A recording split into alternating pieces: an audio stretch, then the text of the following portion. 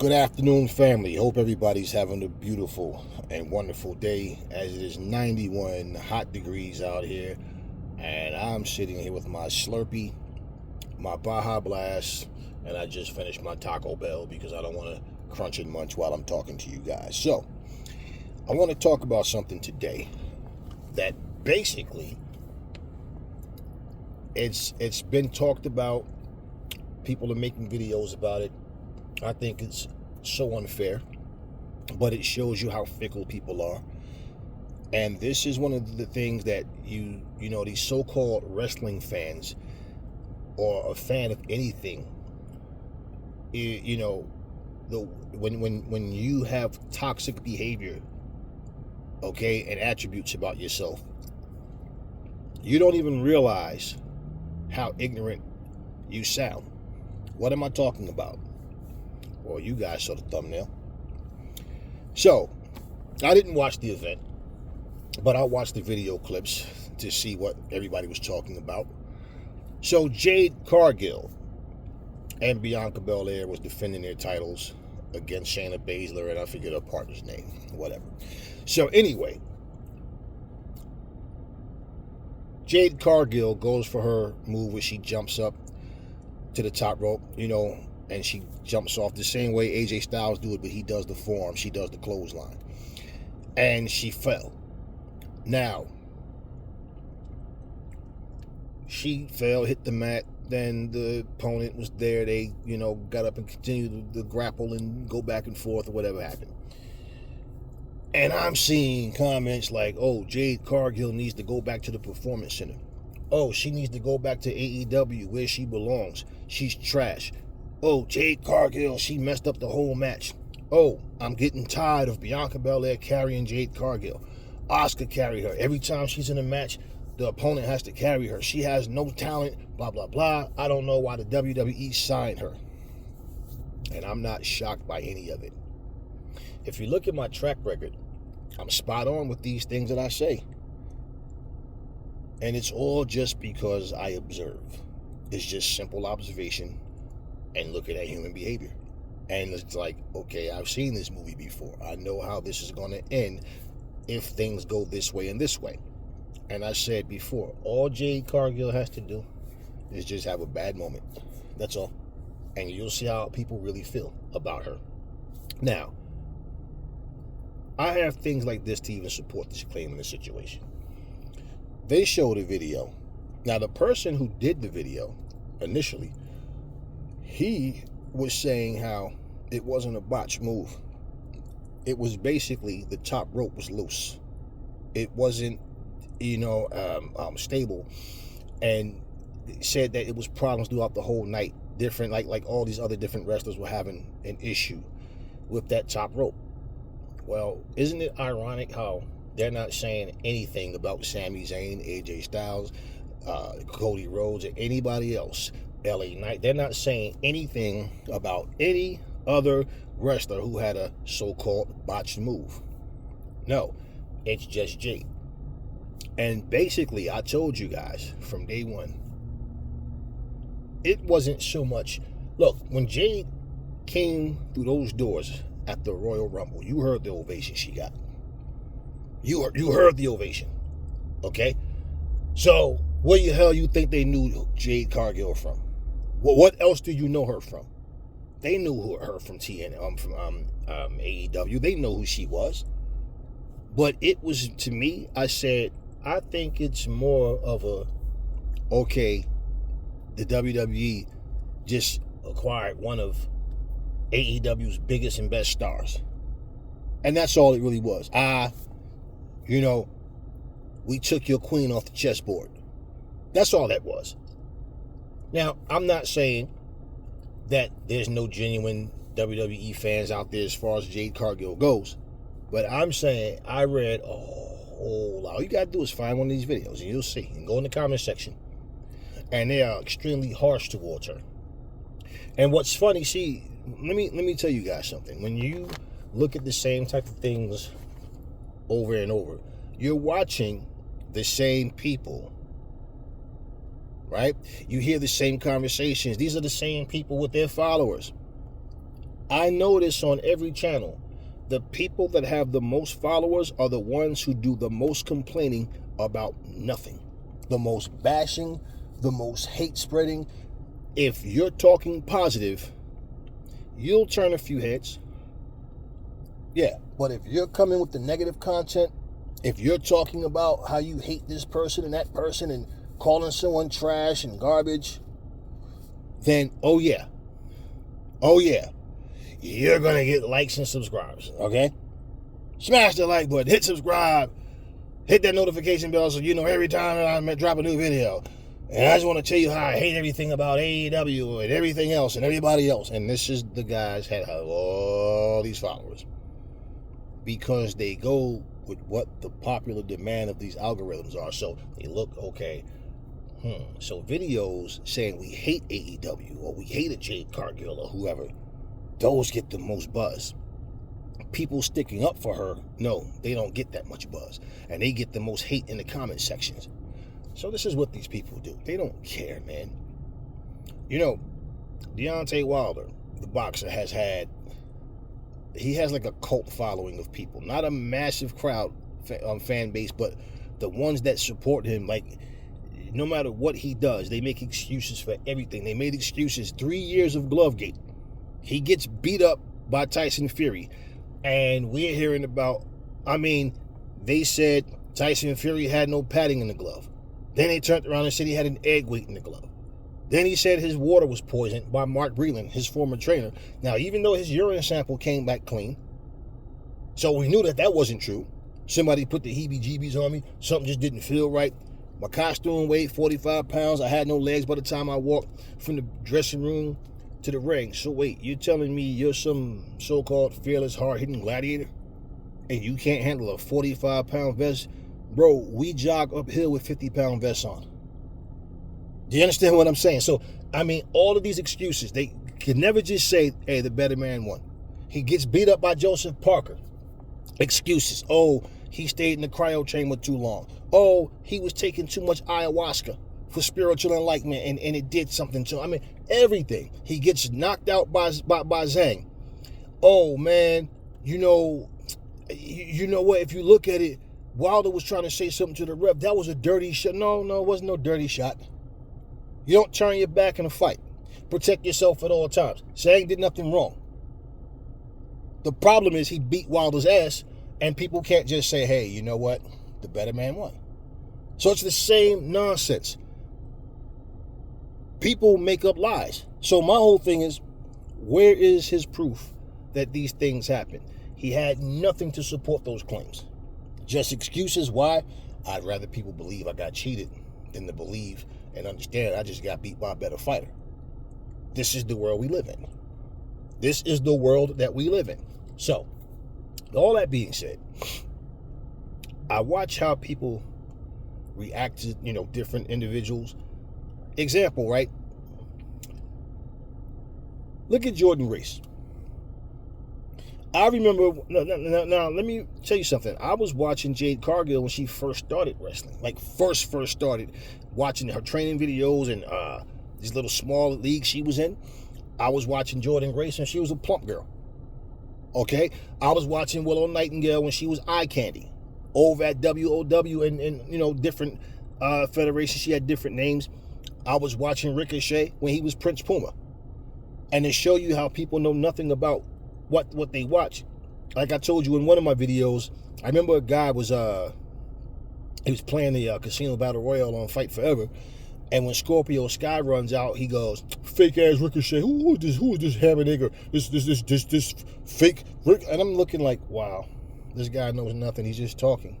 But he's just running his mouth. You have no idea. But Scorpio Sky, when he was wrestling back in WXW, okay, with Hernandez. Yeah, okay? When he was wrestling back then, he had that same look. So he had that look before Prince Puma did. And Prince Puma, he switched it up here and there, but nobody's copying nobody's copying Ricochet, man. And this is what I'm saying. Because you're not aware of something, let's insult, let's talk, let's shoot down people, let's just say a bunch of negative things. So, look at Jordynne Grace. Now, is it ironic that of all the people in TNA, they wanted to work with Jordynne Grace? And the people that's speaking about what's happening right now with the WWE and TNA, guess what phrase they're using? Jordynne Grace came through the forbidden door. Who made that popular in wrestling? Actually have a, and I say, Tony Khan should coin that, man. He should try to get that. Look, let me tell you something. It's so funny because I watched Moose fight Kenny Omega. I watched Tony Khan extend himself to TNA, and there was a rumor.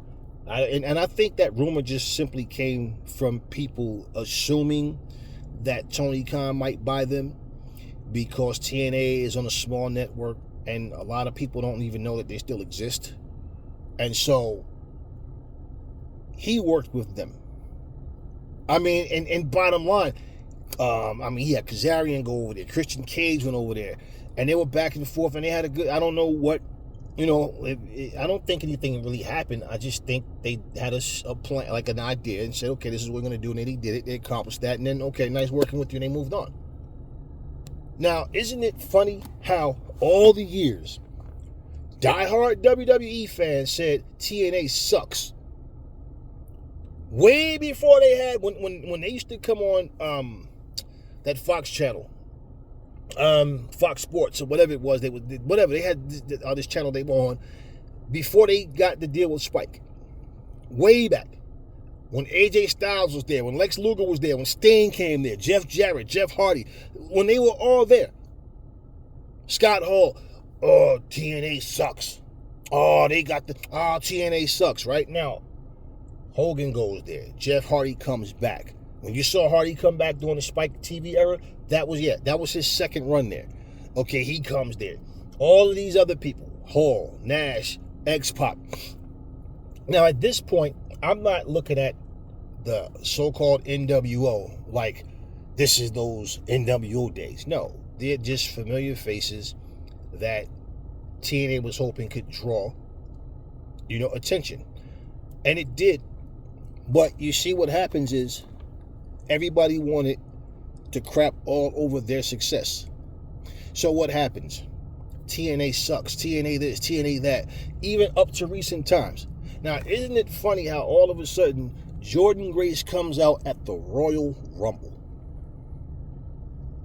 Nobody saw that coming, right? Oh my God, it's the Juggernaut, Jordynne. And okay, what do you people think? How do you think they scout wrestlers? You think that they just see someone walking down the street and pull them in? No, they don't just pull them in. No, we've been watching you. We know who you are.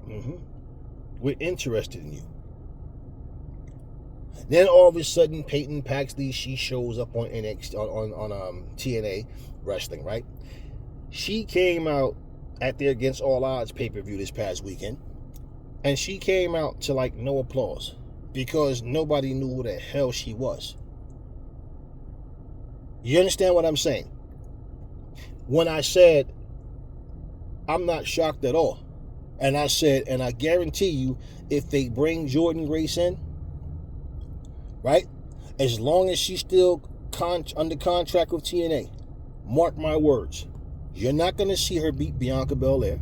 She's not going to be the Jade Cargil. Well, now Jade's going through some, we'll see. Let me get back to that. But she's not going to beat a Bayley or a Charlotte Flair. Nope, they're not going to let her. She's not going to do that.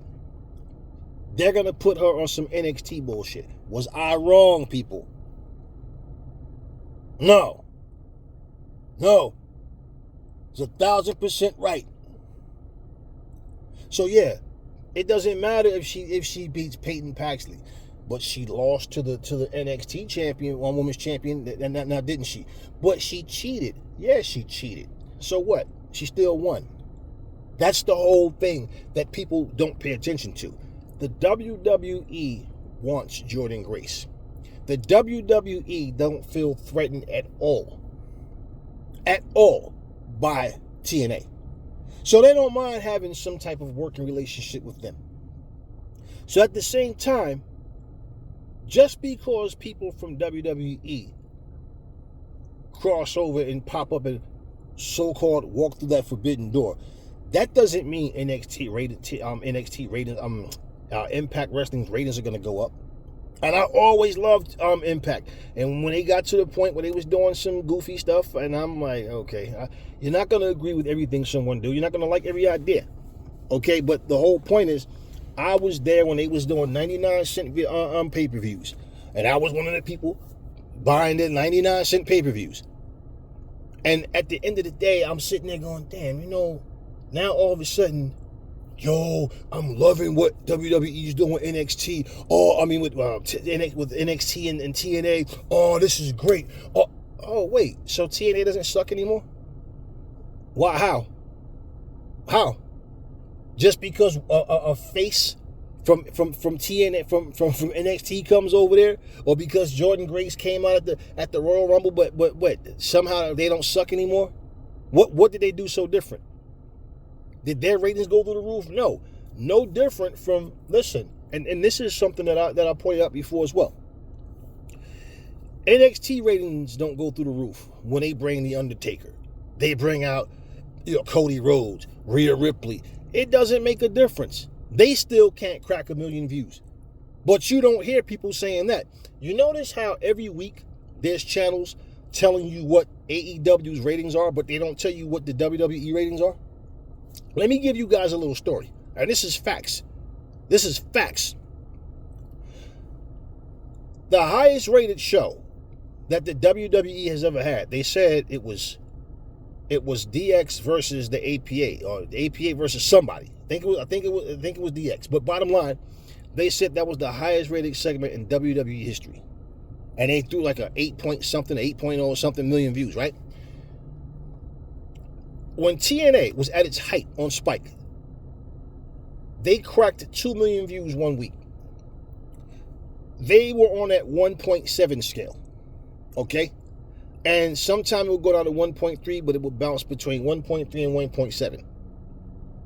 And all people did was criticize TNA. And they always have to compare something and always have to try to discredit something just to give something else a bigger applause, right? So, now mind you, 1.7, right? Okay. At that time, Raw was doing like between 3.2 and 3.4. Okay? SmackDown was doing between 2.6 or 2.5 and 2.8. So that's what they were basically bouncing in between, right? Do you know right now, Raw is doing 1.7? SmackDown is doing 1.7, 1.8. Sometimes SmackDown ratings are higher than Raw's. But you want to know what's funny? Raw is they're doing prime TNA numbers. Well, why did it suck back then? Why is it that TNA was a failure? Because they couldn't crack 2 million. Wow. Okay. So they couldn't crack 2 million. NXT can't crack 1 million. And guess what? The WWE's numbers have declined. They're not doing 3 point anything anymore. So how do you go from a 1.3.4 to a 1.7? You ridicule TNA for pulling 1.7s. These are facts. But now all of a sudden, because of, see, people want to feel like they're part of something big. Oh, but the WWE, they linked up with the UFC, and they just had this event at the Apex Center, and blah, blah, blah. And okay, right. That has nothing to do with the in-ring product. That's what I go by. I don't care about all that other shit. You hear stroking these millionaires' egos, bowing down to them, idol worshiping them. I don't care about any of that. I don't want to see, listen, I love to watch wrestling, no matter what brand it is. But I've always, as a kid, I didn't mind staying with the face paint, the Ultimate Warrior with the face paint, the Road Warriors and all these people, and the Horsemen. All. I just never really got into these characters. I don't mind playing these characters on video games and stuff like that. I just know, as a kid, I knew it made no sense. When I'm seeing this videos of this guy named George the Animal Steel, the missing link, someone that's supposed to be crazy. Now he's crazy, but he knows he's smart enough to know how to keep what he's doing within the rules, except for an occasional bite here and there. But he knew to stop by 5. You know, I mean, it was like you find yourself growing up, and people try to defend professional wrestling. And people would say, "Why y'all watch that fake garbage?" Right? And people, it's not fake. It's not. I knew as a little kid that I didn't know what to call it, like in terms of a sport, because, you know, I would see things like when they would have the tag matches, for example. They would have a 3 on 3, 4 on 4, and the bad guy, whenever he's in the good guy's corner, he gets punched, and he goes from one to every opponent and gets punched by everybody. And, you know, they're staggering around, and so I didn't really know what to call it. And I remember just watching it. Wrestling has this thing where when it's done right, when they do it right, it's very fun to watch. It's like the most fun thing in the world to watch. But it gets to the point where you're watching things and you're like, what the hell did I just watch? You see, like, things that made other people go, oh my God, that was a good episode. It turned me off. Like, for example, when Brian Pillman pulled that gun on Steve Austin. I wasn't a kid anymore. And I'm sitting there going, this is some bullshit. like, seriously? He just pulled a gun on national TV. Part of the storyline was, I could press charges and this, and no, you can't. You broke in that man's house. Do you understand what I'm saying, though? He pulls a gun on national TV, and the cameraman just happened to follow you there. The cameraman's quiet. He's not saying anything. And then you go to your little cut scene and go to something else. I mean, when I watch all these things happen, and remember, before that Vince McMahon scandal, none of these people ever came out and said wrestling isn't real. So Vince had to swallow his pride and finally say, you know, what you see every night on Raw isn't real. It's a 2-hour movie. I mean, because they was trying to get him with the steroids thing and everything else. And, you know, the things like the weirdo stuff, like Triple H kidnapping his own daughter. Vince McMahon being a married man, he's following around all these other women and doing all this kind of stuff. I mean, so all of these things, I hated that Kiss My Ass Club. I don't give a shit how much money you're paying me. I would have slapped the taste out of Vince McMahon's mouth for even suggesting that. I think it'd be a cool segment if I pull down my pants and you kiss my ass. So all these little goofy things that just turned me off, and I found myself just not watching wrestling. When WCW went away, it was just like, wow. And then I got word, Goldberg is coming, Eric Bischoff is coming, Scott Steiner's coming, blah, blah, blah. And, you know, I'd watch, and here and there, whatever. And it got to the point where I started watching for certain people, because the whole show just didn't appeal to me, right? And I watched them destroy Bill Goldberg, for example. They didn't use Goldberg right. Now, they took Goldberg. Now, the difference with Goldberg coming is because WCW was no more. Okay? And they didn't use Goldberg right. But they blamed Goldberg. Now, you know Goldberg was fearless. Goldberg was this, you know, smash mouth, in your face type guy. He's over there in WWE smiling. Stone Cold comes up and tells him, if you don't drink a beer with me, you know what that means. Yeah, Steve, I know what it means. And he's smiling at, and I'm like, wow, okay. You already, you just took this fearless monster called Goldberg and just humanized him. And for what? For what? Now, yeah, but he beat The Rock, right. And guess what? He was a face and The Rock was a heel. And during that match, the fucking crowd started cheering for The Rock. If you know Goldberg has limitations, why the hell would you try to put him in a match, to push him in a long match when you know that he has limitations? You see, you take, like, for example, Sting was still doing crazy stuff at this stage of his career in AEW. But they knew how to move Sting. They knew what type of matches to put him in.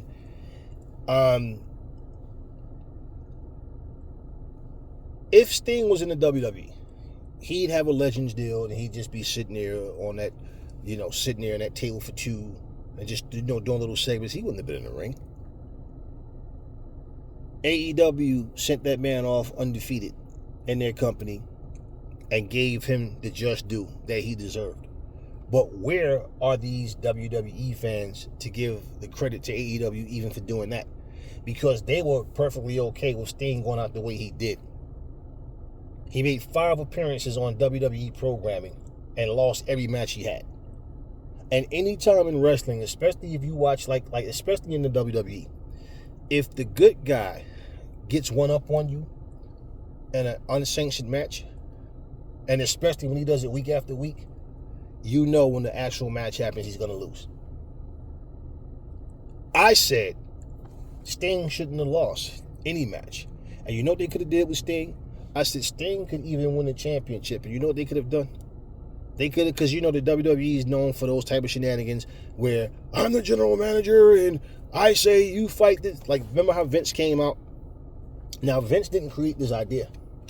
I seen this happen way back in, I think it was one of those when, what's his name? The mortician, Paul Bearer, when he was Sir Oliver Humperdinck.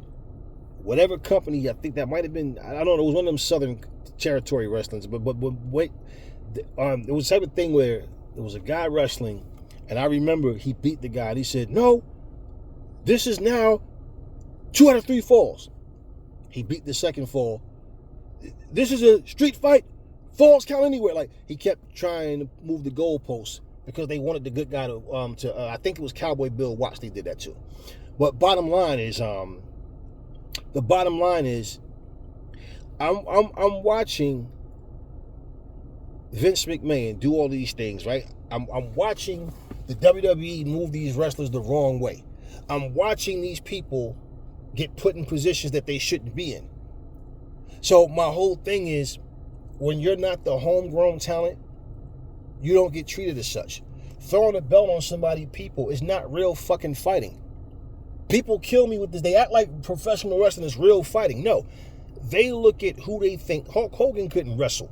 The Ultimate Warrior couldn't wrestle. Hercules Hernandez couldn't wrestle. There's a lot of guys who couldn't wrestle. Rick Rude. All these guys were limited, man. These guys wasn't no wrestling machines in the ring. They were very repetitive. They didn't have a lot of moves. Most wrestlers back in those times didn't have a lot of moves. But when you look at it, right, they put these people in positions that they shouldn't be in. Then, when it doesn't work, the gimmick, the aura that they had for them, or whatever it was, the vision they had doesn't work, then it's their fault. So, Vince doing stuff like that, trying to get, push people to where it's they could have put Sting in that situation where Sting won the belt or something, and then it's they strip him. They strip Sting or whatever. Maybe he got injured and he couldn't make it or whatever to the arena in time or whatever. Something to where he gets stripped. Why? Because the fans are going to boo, and it's going to be a heel that's going to get that belt. They're going to hate that heel. That heel's going to have heat on him.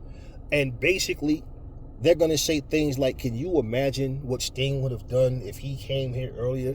And, they could have did so much. The merchandise would have been off the chains. All the kids would have had the face paint. They could have done the same thing that AEW did. The only difference is he only had 5 appearances. But bottom line is, they could have celebrated his career. They already have ownership to WCW. So all his video coming, they could have done so much. No, they brought him in, and people can talk all the shit they want. The sole purpose for getting Sting is, for one, whoever he fights is going to be money. They put him in there with Triple H. It's going to get a lot of attention. But the sole purpose, for one, was to make money. 2, to finally say, we beat the hero of WCW. It's official. Now, we put the final nail in the coffin of WCW, which is stupid because you own the fucking product. So, but it's so ignorant, man. And people don't see through these things. Goldberg comes there. Remember that? Remember how when Goldberg came there, And remember, Christian, nobody wants you here, Goldberg. Now remember, everybody was, oh man, we don't want this guy Goldberg. What is he doing here, right? So Goldberg walks up on conversations. Now they got Goldberg in the back sulking, walking with his head down. All of a sudden, Booker T comes out of nowhere. Say, man, hey, look, dog, I done been there before, man. I was a new kid on the block once. I know what you're going through, man. Listen here, man. Don't worry about nothing. Come on with me, dog. Come on. Hey, baby, you're here. This and this and this and this. Sucker and all that. Yeah. Okay. See, what was all of this? We got him here. And basically, look, if you're such a professional, you should know what type of matches to put people in. You understand what I mean? And how to get things done. We're going to get him here. So, he wins a belt. Big deal. Big deal. Goldberg was doing what he was doing. He wrestled injured or pretended to be injured or however it went. They put him in situations where they always try to make sure that no matter what he does, he's not going to outshine The Rock, even if he pins his shoulders to the mat. Rock's charisma, The Rock's ability to make people laugh, his trash talk and all of this shit. Bill Goldberg doesn't do those things. You understand what I'm saying? So, bottom line, it doesn't matter. Like I said, you're not. People make it seem like you're fighting for a real belt, man. It's freaking acting. That belt is nothing but like a Grammy for wrestlers. Hey, man, great acting job in the ring, man. Like, ask Ric Flair who's the greatest of all time. Now, I don't personally believe in greatest of all time in anything. I feel like you have your day. Hey, man, you were phenomenal at what you did, but now your day is gone. Somebody else comes in, and I just enjoyed what I saw you do. Now, if I had to say I had a favorite wrestler, it would be Sting. But I'm not going to tell you who you should or shouldn't like, and I don't really personally care about all of that, man. It's not, like I said, it's not even real fighting. But people sit there talking about, oh, he's way better than him. He's a 15-time champion, and he's this and that. Okay, well, wait. Let Ric Flair tell it. He's not even the greatest of all time. He says it's Shawn Michaels. I never really cared for Shawn Michaels. You understand what I'm saying? I never got into his gimmick. When he and Marty Jannetty was the Midnight Express, they were more exciting as a tag team to me. When he became a solo wrestler and had Sensational Sherry in his corner, I don't know. I just never got into Shawn Michaels. I just never did. But yeah, and he's a guy I watched in the AWA and everywhere before he got to the WWE. I'm not telling Ric Flair he's wrong. I don't like I said, I don't believe in any greatest of all time. For any, I just don't believe in it. Okay? But if I had to make a pick, it wouldn't be Shawn Michaels. You understand what I'm saying? It's subjective. All of it's subjective. Everybody likes something about a person. There's things that they don't like. Some people, it's like, what do you like? Listen, look at what they did with R-Truth. R-Truth became nothing but a clown. At his age, they have him acting like he's stupid or something. Remember how Eric Young back in the day, his first gimmick, he was scared every time the pyro would go off, he'd jump and get scared back in TNA. And then he went through his phase of becoming a bad guy with the thick beard and everything. And remember the don't fire Eric with the finger pointing. And then Daniel Bryan stole that, start doing the yes, he stole that from Eric Young. But bottom line is, they did all of those things, right? Even AJ Styles went through his time where he became a goofball. And, I'm watching these things, and you watch all these differences, right? But it's only criticized when it's coming from other companies. Somehow, R-Truth is just the funniest thing ever, man. He's so hilarious. Newsflash, I can watch a whole R-Truth segment, and I don't find myself cracking up. So I guess we have a different sense of humor. But bottom line is, I was watching R-Truth back when he was in TNA. I was watching R-Truth before he came to TNA. And then, the WWE decided to make him into a clown. So it took him this long. Finally, now he has a tag team reign with The Miz. I don't really watch the product. I just watch highlights, certain little highlights I see. Reasons that I will tune in to look at anything in WWE: Bianca Belair, AJ Styles, Jade Cargil.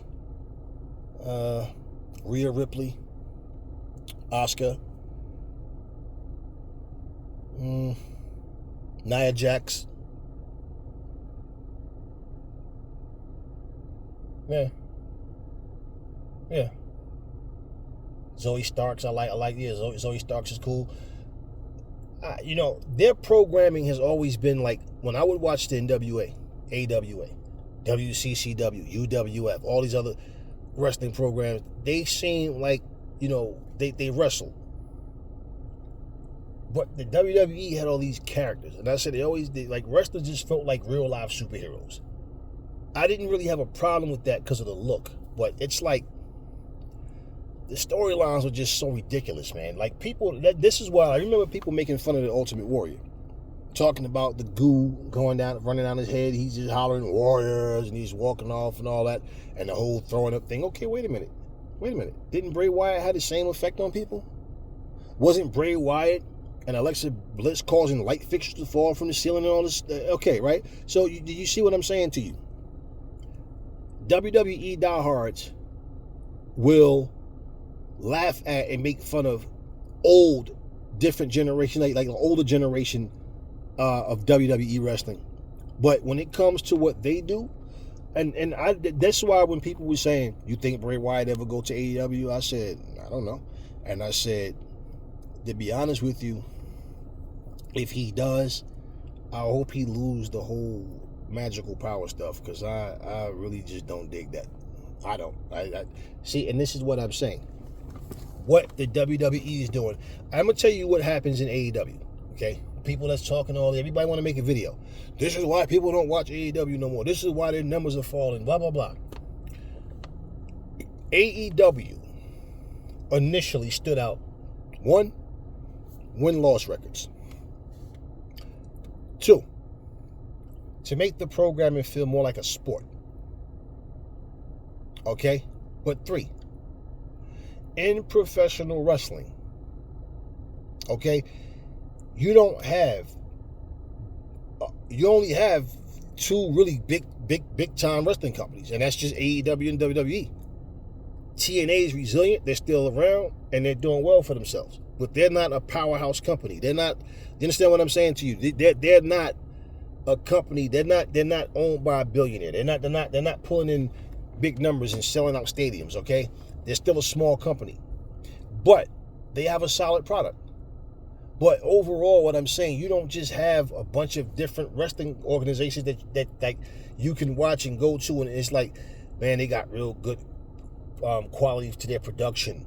They got 2-hour shows. They're able to get nice crowds to come out and pack arenas out and all this type of stuff. So you don't have that in professional wrestling. So when you watch watch wrestling, there's a lot of silly things that they do in the indies that belong only in the indies. AEW doesn't have, like, aside from, like, Abaddon is like, she's spooky, but Abaddon is like, she's not meant to be like what the Boogeyman was. She has the spooky, creepy look, but she's not meant to be what the Boogeyman was. She's not meant to be what Bray Wyatt was. That's not what it's meant to be with her. So being tough, being able to take punishment, being resilient, okay, and having that creepy look, that's pretty much where it ends as far as that goes. So the WWE was known for having these characters. I mean, Nails, a guy from prison. They had all the Mountie, the Big Boss Man, like all of these like characters, like, but wrestling stood out then. And since then if you look, nobody looks like that anymore. Right? So you have characters, but the characters that they have, the more character that someone has, the less successful they are with winning matches. Guys that you see come out and they have some like funny gimmick or something like that, or just like, but it's not scary. It's not something that's like Judas Matias. He was the guy I used to watch over in AAA. And I remember he came to TNA and I'm like, yeah, okay, finally. They got Hernandez from WXW. And I'm watching TNA grow, but TNA never got to the point where AEW is. They never got to that point. And they faced the same criticisms. Oh, they don't know what they're doing, blah, blah, blah. Oh, their matchmaking makes no sense. Everything that came out of people's mouth. So my point is, it's like every other wrestling company has to play basketball on a 12-foot hoop. The WWE gets to play on a 10-foot hoop. Yeah, the WWE had their time too, where they had half-empty buildings and yeah, Raw and SmackDown. They was going through their tough time as well. But only people who are fair to wrestling in general was bringing this to the forefront and making it known. Because they always, same thing, every week. TNA, they just can't get 2 million. Oh, TNA, they another 1.7. I mean, at least they maintain that number. But, I don't know what they have to do. And all these experts, they always know what a company has to do to get more views. They need to do this. They need to do that. And if it was me, I would have them do this. I don't understand why. It's like, okay, so then why don't you? That's why I even said all these guys that have all these great ideas, right? They have this master plan. Why don't you guys get together, put your money together, and create this perfect organization? Nobody, no company, okay, in the minds of the majority of wrestling fans is supposed to come into this business and become bigger and better than the WWE. Okay? You have Walmart, you have Target. For another franchise to open up and be as successful as both, to be able to compete, you can't have 2 stores. And Walmart got tons of stores all over the country. Target has tons of stores all over the country. For you to compete, you have to, 1, either have the same products that they have and more. 2, and equally as important, your stuff better be a lot cheaper. Otherwise, we already have these other stores ripping our pockets apart, okay? So why do we need a third one to come along? You understand what I'm saying? So it's not that they can't stay afloat. AEW didn't come along and say, we're going to put WWE out of business, or we're going to put TNA on. No, they came to give you their brand of wrestling. But the problem is, people think wrestling is all supposed to look the same. Every format that the WWE have, AEW is supposed to copy it. And then we're going to tell you you're copying it, but yeah, that's what you're supposed to do. TNA, AEW, everybody, AAA, they're all supposed to copy this format. And when you have something different, people don't like when something is different. AEW had win-loss records. They made their product feel more like a sport. They took wrestlers that were super talented and gave them a chance that the WWE wouldn't. And then they had like more of a foundation. They had a bonding. And their product was solid, and it still is. But that feeling that you had when you watched it when it first happened. I remember the very first episode of Rampage. And Bryan Danielson, and I think it was the Japanese guy, man, they tore the house down. So those things that was working for them, it's still, they wasn't pulling in 1 million views. They were 800,000, 900,000, close to it. But they still, even then, they still wasn't pulling a million views. So it's funny how every single week you got these channels that want to just, oh, AEW, the ticket sales with this and this and that. Oh, AEW. Oh, this week's viewership was, and it's like, you don't talk about WWE's viewership. And then the thing is, they can't talk about one company without bringing up the other one. That's just what they do. So they're not making a video like what I'm doing to make points and just bring awareness to some things. Their whole thing is everything is a comparison. Everything is seek and destroy. We can't be 2 companies doing the same thing and both coexist. One of us got to go. It's always this type of nonsense. If another football league comes along, they had this, I don't even know if they still have arena football, but like the Canadian Football League, now NFL Europe, all these other football federations, right? when you don't have a certain budget, you don't have a certain amount of rich people around, you know, you don't have you're not part of an organization that's like really rich and got investors involved in this thing where it's just huge.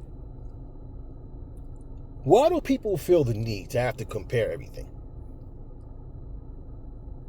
It's like I said, I have a Samsung Galaxy Fold 5. I love this phone. This is what I wanted.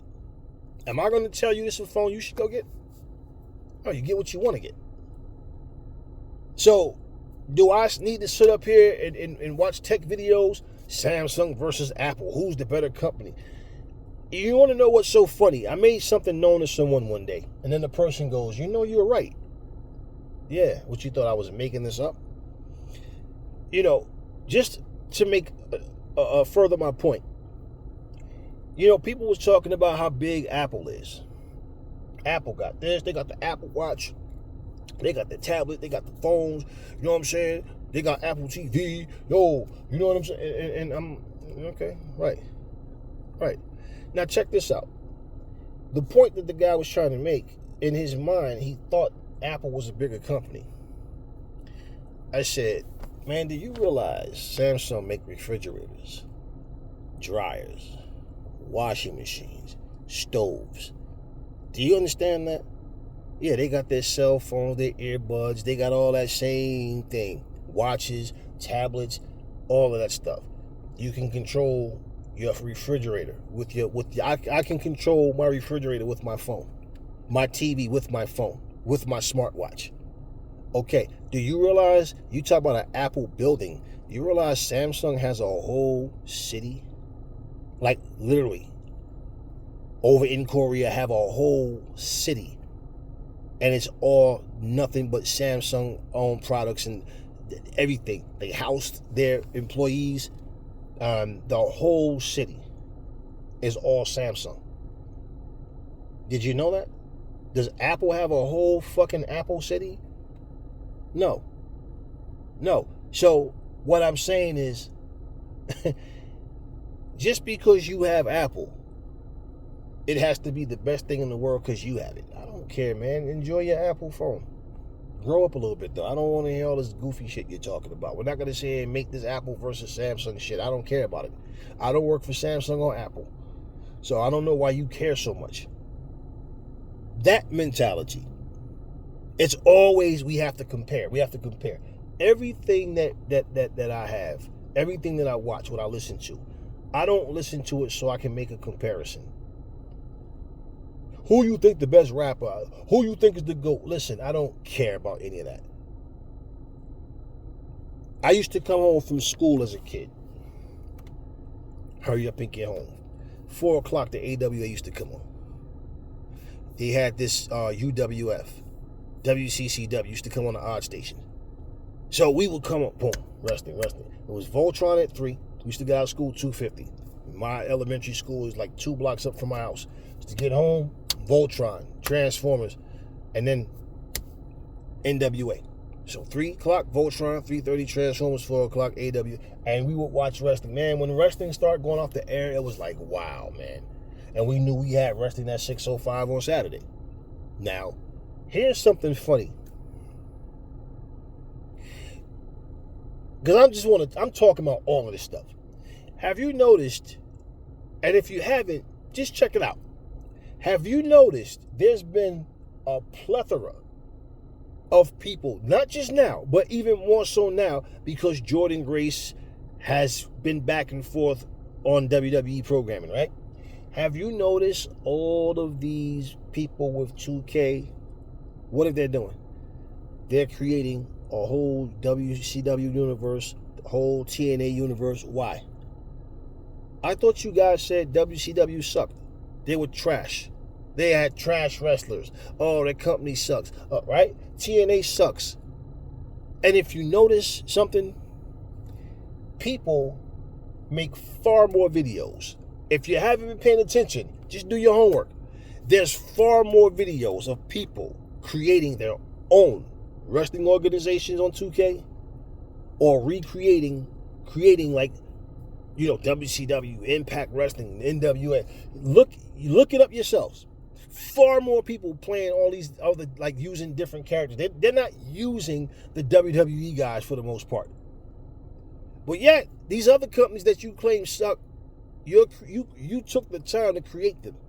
You took the time. Now, all they really did was went to the creation suite, custom creations, and they just basically downloaded all these WCW guys, downloaded the rings and all that. But my point is, why would you want to? They suck, right? This is exactly what I'm telling you. I watched Lex Luger come from WCW to the WWE. He thought the grass was green on the other side. Remember, he basically, before, and people don't remember this, Lex Luger was a part of Vince McMahon's that bodybuilding federation he had. And then that's when the steroid thing happened, all the allegations, and then he had to let that shit go. So Luger was already associated with Vince McMahon through that. But then he pops up as the narcissist. Remember that? And then he comes there, and it was like, same Lex Luger, just with a different gimmick. Same Lex Luger. Then he goes with the American, boy look. And, things just didn't work out for him over there. I watched all of this. When Medusa came over there, all of these people, is what I'm telling you. Let's get the top stars. We take them away. We bring them here. And we show the whole world there's nothing special about them. Look at how every one of them went out. Ric Flair, yeah, dirtiest player in the game. Man, this guy had to cheat to beat jobbers. This guy couldn't even beat jobbers straight up. Everything had to be Bobby Heenan or Kurt Henning's interference. I mean, so you guys, you understand the point what I'm saying? The shit was to show you what I mean. Everybody thought Hogan versus Flair at WrestleMania. It's gotta happen. Right? This, right now, would be one of those Forbidden Door matches. That would be one of those matches where the crowd is going, holy shit, why you got Flair and Hogan standing across from each other? You understand what I'm saying? The match never happened. Why? Well, they were having a hard time selling tickets at house shows and stuff. Okay, so what?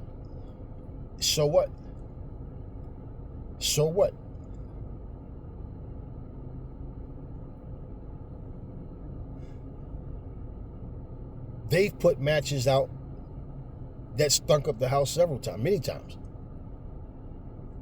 They never made it happen. Where did Ric Flair wind up going right back to? WCW. When WCW went down, where did he run right back to? The WWE. Little time goes by recently, what does he do? He comes to AEW to be with Sting. Okay? Nice little reunion going on there. Mutai, pops up. But my point is, every time you get a top star from a top promotion, okay, the rival promotion, it never works out for them. See, Triple H was terrorizing in WCW. So when he came, then he was like John Paul Levette, whatever. That's his name, whatever. He comes to WWE. He's not a big star when he was in WCW. He became a star in WWE, a bigger star in WWE. But he never became The Rock or Stone Cold or the Undertaker. Like he never was able to get their type of popularity. And let's not be fooled. Even him being in DX, that got him some attention and popularity. But Shawn Michaels ran that ship.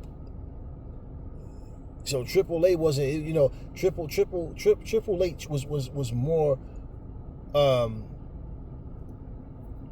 His star power grew there. Steve Austin, I liked him better as Steve Austin than I did as Stone Cold. Yeah, I didn't care about all the catchphrases and all the cursing and swearing. That did really, that did nothing for me. Steve Austin basically was reduced in terms of his wrestling ability. I don't know if people talk about injuries or whatever. I just think that his style fitted. They wanted his style to fit his character. because as Stunning Steve Austin, the dude could wrestle. I remember him and Brian Pillman as the Hollywood Blondes, and he left WCW. I remember seeing him in ECW, and then he disappeared for a while. He pops up in the WWE as the Ringmaster. Remember when Ted DiBiase used to come out with him, the Ringmaster? That gimmick was like the equivalent of like turtle, a fucking turtle fart. So that didn't go anywhere. Now, pretty much,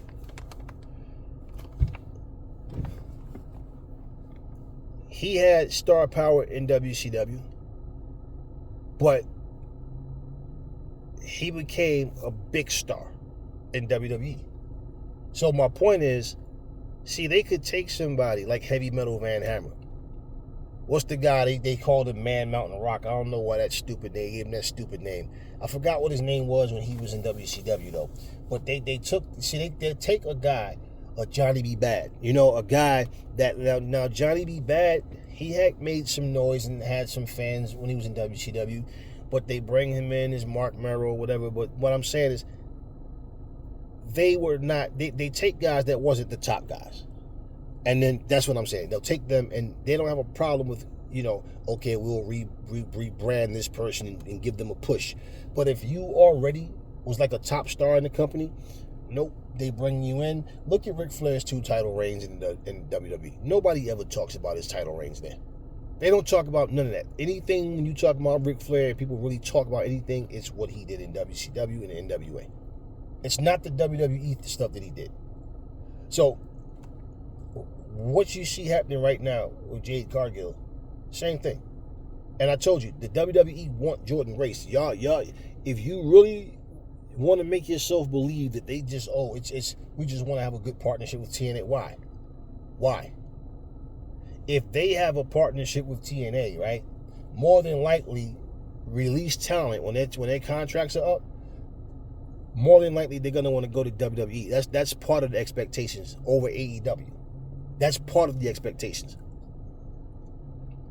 That's why they feel the need to talk about all the Apex Center and all this stuff with UFC and how millions of dollars are going into this project and these projects that we're doing.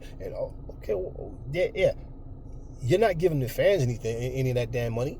You're taking their money. They're making you guys rich. So all of these things, what I'm saying, to want to see a wrestling company fall is like, what do I gain if the WWE goes out of business? If AEW, any of them, it's just less wrestling to watch. And then most of these fans, like you see, it's like they're either a diehard biased WWE fan or they're casual. And it's very little middle ground. Think about it. So-called wrestling fans say things like, nobody wants to see wrestling all day long. It's too much wrestling coming on. Wait a minute. What's so fascinating about football or the NBA or freaking baseball that you want to watch? Who the hell wants to watch 7 or 8 basketball games a week? Who wants to sit here and watch a whole weekend of football? Like, okay, fans of that genre. So why would you not want to watch, I remember some years ago, way before the WWE made the WWE Network, I said, you know what would really be cool? If we had a all wrestling network. I said, look at ESPN. They sit and cover all these other sports. I don't give a shit about golfing. I don't care what Tiger Woods did. I don't care about. I don't watch baseball. I used to watch basketball and football, and these fanboys, these idol worshiping people. It's like I just lost my knack for these things because it's like their whole conversation is always, you go to work. Before a person even say good morning to you, they always come this stupid, who you think is a better running back? Such and such and such and such. Like, man, look, it's too early for this. I don't care, man.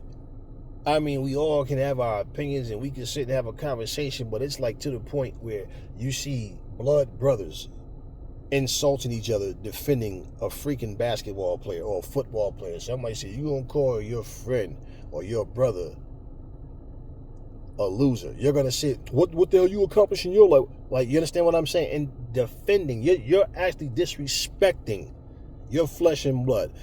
Newsflash, people. LeBron James don't give a shit what you're doing at your job, and he doesn't even know you exist. He's not watching you, you're watching him. And there's no way I would disrespect somebody I have love for so I can to sit here and defend. I don't know LeBron James personally. I don't give a shit about none of these people on a personal level. I don't know them. You understand what I mean? So, like, why would I insult my friend? Because he thinks that one player is better than another, or this guy's a better singer than this guy. I mean, every one of these, like, people that when they speak about things, they're just chatting about nothing. And this is what you see. All of a sudden now, Jade Cargil needs to go back to the Apex Performance, to the Performance Center. She needs to go back to AEW where she belongs. She doesn't fit here in the WWE. Like, who the hell are you who the hell are you to sit up and getting your feelings because a person had a freaking mishap? I told you guys, it was not a genuine embrace for her. It was basically mostly, okay, we got her from AEW. Ha ha, nah, that's all that was. And aside from the WWE men who go, man, she's sexy, look at her body, look at all this, whatever, all that kind of shit. But what I'm saying, when you look at it, right, they got her. Now, when Jordynne Grace's contract is up, and Jordynne Grace out of her own mouth said she's been in talks with the WWE for years, but she feels comfortable in TNA, and TNA has been more than good to her, and she just wouldn't feel right just jump up and go run to the WWE just because. It's like, so you never know what happens, but we'll see. But hey, I'm loving my time here in TNA. Now, if the WWE wasn't personally interested in Jordynne Grace, they would not be working with them. Believe that. And I told you, until she signs a contract with them, she's not going to be the top star there. And a performer, a wrestler on her level, what do they do? Stick her in NXT. Now, when she showed up at the Royal Rumble, she got eliminated by Bianca Belair. See, so this is what I'm telling you. It's not like it came down to Jordynne Grace, Bianca Belair, Jade Cargil, and maybe another two people or something, top people, and nope, she went out and it was like, yeah, it's a statement there. It's a statement there. Now, she wasn't going to come there and win. She wasn't going to be like the last person in the ring. No. We want you here. But until you come here, yeah, we'll stick you on NXT. Now, you mean to tell me Jordynne Grace? Look, at one point, I remember people was making all these stupid comments. Oh, man, TNA taking all these WWE wrestlers. What do you mean taking them? How can they take them? No. If you, out of your mouth, say Adam Copeland is stupid for leaving the WWE, well, how smart are you? What do you know about that man's life that he should have stayed in the WWE? Are you going to feed his family? Are you going to pay his bills? So when I read comments and of people saying things like Adam Copeland is my favorite wrestler, but unfortunately I won't be watching him in AEW, but I wish him all the luck in the world, but I pledge my allegiance to the WWE, and I'm like, wow. Now, if you really understand how asininely stupid you sound and how stupid you are, you pledge allegiance to the WWE. Wow. Man, I don't care about AEW, WWE, TNA, or whatever, anything that. I don't care about any of them companies that damn much. No, I just like to watch a good product. And if we have wrestling around, we have wrestling to watch. In no way, shape, or form, I don't pledge no fucking allegiance to AEW. I love the product. But you guys, like, this is the type of things I'm saying. So, when they sit there and say, oh, they taking all these people, I'm like, wait a minute. You sit here and say that TNA is taking all of WWE wrestlers. You said Kurt Angle, right? They talk about Hogan. And the funny thing is, they talk about Hogan and Kurt Angle like Kurt Angle spent like 8 to 10 years in TNA. Hogan was in WCW, TNA. So they make it seem like they didn't go anywhere else. Okay, so wait a minute. You know what was funny? These WWE fans are making those comments. Where did Cowboy James Storm come from? TNA. Where did Eric Bishop, what's his name? Eric Young come from? TNA. What was the other guy? I can't remember his name, with the thick beard, kind of like muscular guy. I forget his damn name, man. But bottom line, another TNA guy. Where did Robert Roode come from? TNA. Where did Samoa Joe come from? TNA. Sting was in TNA for like 8 damn years. So, like all of these things that people say, and Kurt Angle was there. So you still took, right. So my point is, all of these guys were either homegrown or spent damn near a decade in TNA. Yet, and it's funny because even when they show you how disrespectful people are, I remember reading articles about Kurt Angle, and they're like, the former WWE such and such champion.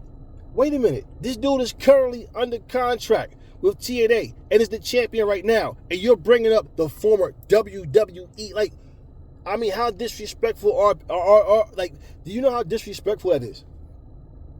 I would, I watched this Busted Open Radio interview with Swerve Strickland, right? Now, Bully Ray, I forgot who else was on there, but 2 other people was on there. I think one might have been Vince Russo. I'm not sure. But Bully Ray says to Swerve Strickland, I would like to see you presented on TV more, because you're the champion. I feel like they're not showing you enough. And he says, no, they have been showing me. He said, if you look at last week's episode, they showed me 3 times. You know what I'm saying? Now, here's the funny thing. In the comment section, Swerve is being very defensive of the company he works for. Wow. Listen to what you just said. He is the AEW champion, and you're insinuating that he's being defensive as if he shouldn't be. If wherever you work right now, if you want a better paying job, you want to leave and go somewhere else, you want a different atmosphere, whatever it may be, unless you give them 2 weeks notice, or you just say the hell with it, I'm leaving. Bottom line is, you don't do that until you know that you have something secured, right? Now, how do you think your manager will feel? Let's just say, for example, you work for Verizon. Somebody that works at T-Mobile will come in there. Maybe they're picking up a relative or the girlfriend, wife, or whatever. And the person, the manager, hear you say, hey man, why don't you come work with us, man? We got this, that, this, and this, and this. We got a better benefits package or whatever. And you go, yeah, you know what? I'm definitely gonna make that happen. I'm definitely gonna make that happen. If your manager heard that, it might happen a lot sooner than you wanted to. Because that would be really disrespectful for you to say that in front of the manager, right? Now, we all know that if a better opportunity comes and we want it, then that's what we're going to go for. Now, Mercedes Moné, why is she receiving so much hate? And this isn't coming from, look, this is why AEW fans that do feel some kind of way towards her, I know why they feel some kind of way towards her. Because she said something disrespectful. And it's back to what I just said. She was being interviewed before she even made an appearance on Dynamite, Rampage, Collision, any of that. But it was already noted that she signed a deal with AEW. And that person asked her about, which they always do, and it's like, this is what I hate about watching certain, like, these lame questions. So, I mean, I know you're in AEW, but like, at some point, certainly you have history with WWE. At some point, you must want to go back there. Like, what world do we live in? And then Mercedes Moné feeds into it, and definitely, definitely at some point, I'm gonna definitely. I know at one day I'll be back in the WWE. It's like, wow, you just sat there and said that. And that's why AEW fans that's not feeling her is because of that. Why? Because it's like, why should we invest time in you? Because these characters come, you like the character, you're like, I watch this because of you. You're one of the people I watch. You're my favorite there. And then all of a sudden, it's like, so you want to just come in AEW, stroke your own horn, make all the money you can make, but bottom line, you plan on walking away. You see, it's so funny how people always want to talk about pledging their allegiance and being loyal to the WWE, but they act like you're not supposed to have that same loyalty to another company then. So that's why they feel some kind of way. But it's the WWE fans. It's not AEW fans that's saying anything about her. I read a couple of things and heard a few people speak to say they didn't like what Mercedes said. And I think that, like I said, that's disrespectful. And that's exactly the feeling you get. Well, why invest in her if she don't care? You're here holding the TBS championship, but you're sitting up here planning on going back to the WWE? Well, we know the contract. What? I don't know what her contract is, but let's say if it's 3 years. So if those 3 years go up, when those 3 years go by, if you decide to say bye-bye, first off, you better remember something. The grass is not always green on the other side. All that bitterness is simply because she chose AEW over the WWE. Oh, they're not doing anything with her. Man, stop it. Just stop it. What's this guy name that used to come out with Jade Cargil in WWE? We the People, with that weird, funny-looking mustache. Dutch Mantel. He says he doesn't think Mercedes Moné is as good as she thinks she is. She's not worth the money she asked for. This man was misinformed about what happened and why she even came to AEW in the first place. And it had nothing to do with what he was talking about on that little podcast show that he's on. If Mercedes Moné, okay, if she simply would have chose the WWE over AEW, and it was her call, you don't hear not one person from the WWE say, nah, she's lying. That's not what happened. If they would have chose her, he'd take those very words back. It's just one of these don't go against the grain type of mentalities. All of this hatred is simply because she chose AEW. And that's all it is. That's all it is. If she would have went to Impact Wrestling, which I just can't see her doing that, but if she would have went to Impact, you want to know what those people would have been saying? AEW sucks so much that she chose Impact over AEW. Like, people, stop it. You're sitting up here talking about the crowds at an AEW show. Have you seen how small TNA crowds are? Have you seen that little studio that NXT is in? So, people just love to talk and talk and talk about nothing. Jade Cargil, Jordan Grace, Deonna Purrazzo, all these different people. That's look. These women are all good, but every one of them have a story that they've been a part of the WWE. Jordan Grace only made 2 appearances there. She's getting a lot of attention. She's saying she's happy with, her performance and things, the way things went. Okay, cool. But let me tell you something. Anybody who's left the WWE and you talk about, AEW is not doing anything with them, or, I don't like their storylines. Look at what the fuck the WWE is doing with Bayley. You pleased with Bayley's storylines? You're pleased with those matches that they're putting Bayley in? I said I think Bayley they need to put her in a better position than what she's in. But hey, those storylines are okay. Bianca Belair's face is on one of the covers of 2K. Oh, why they got to put this black bitch on everything? Oh, why all of a sudden everything's about her? Oh, everything, like, wow, really? But now you see how all of a sudden it switches to where now you go from disrespecting her to saying, she's carrying Jade Cargil, and everybody's carrying Jade Cargil. Well, what's the difference? We don't know anything about Bianca Belair from being at any other big promotion, right? Other than the WWE. We know where Jade Cargil came from. See,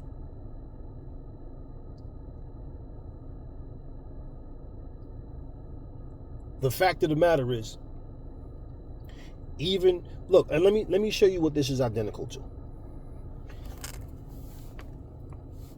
The WWE working with TNA, like I said, guess what, man? You know these guys, we have this relationship with TNA, and you know, when contracts are up, yeah, we're gonna be in talks with people. So hopefully these guys come here instead of going to AEW. You know, we want to give people a reason to look to watch another show, walk away from AEW, because they know that wrestling fans are fickle. See, you can't just watch everything. It's you have to choose. So we affiliate ourselves with TNA. That might help people to like say, you know what, hey, let's watch TNA instead. Well, TNA comes on Thursday nights, right? You got Rampage on Friday, Collision on Saturday, Dynamite on Wednesday. You know, programming can change as far as what network they're on and all that kind of stuff. But listen to this. They did the same thing back in the day with ECW, if you remember. But Jerry Lawler sat there bashing the ECW product the whole time. These are a bunch of vigilantes. They're not wrestlers. This isn't wrestling. This is crap. And I'm saying, how in the hell are you supposed to sell a product and you're bashing the product? Jerry Lawler just basically disrespected everything about ECW. Why do you think that they did that? They were okay. Let's give people another reason to not watch WCW. It wasn't just about we're just trying to extend our brand. No. They were trying to take attention away from WCW, and this is the same thing, part of their strategy right now with TNA, hoping that it take people away from AEW. Now,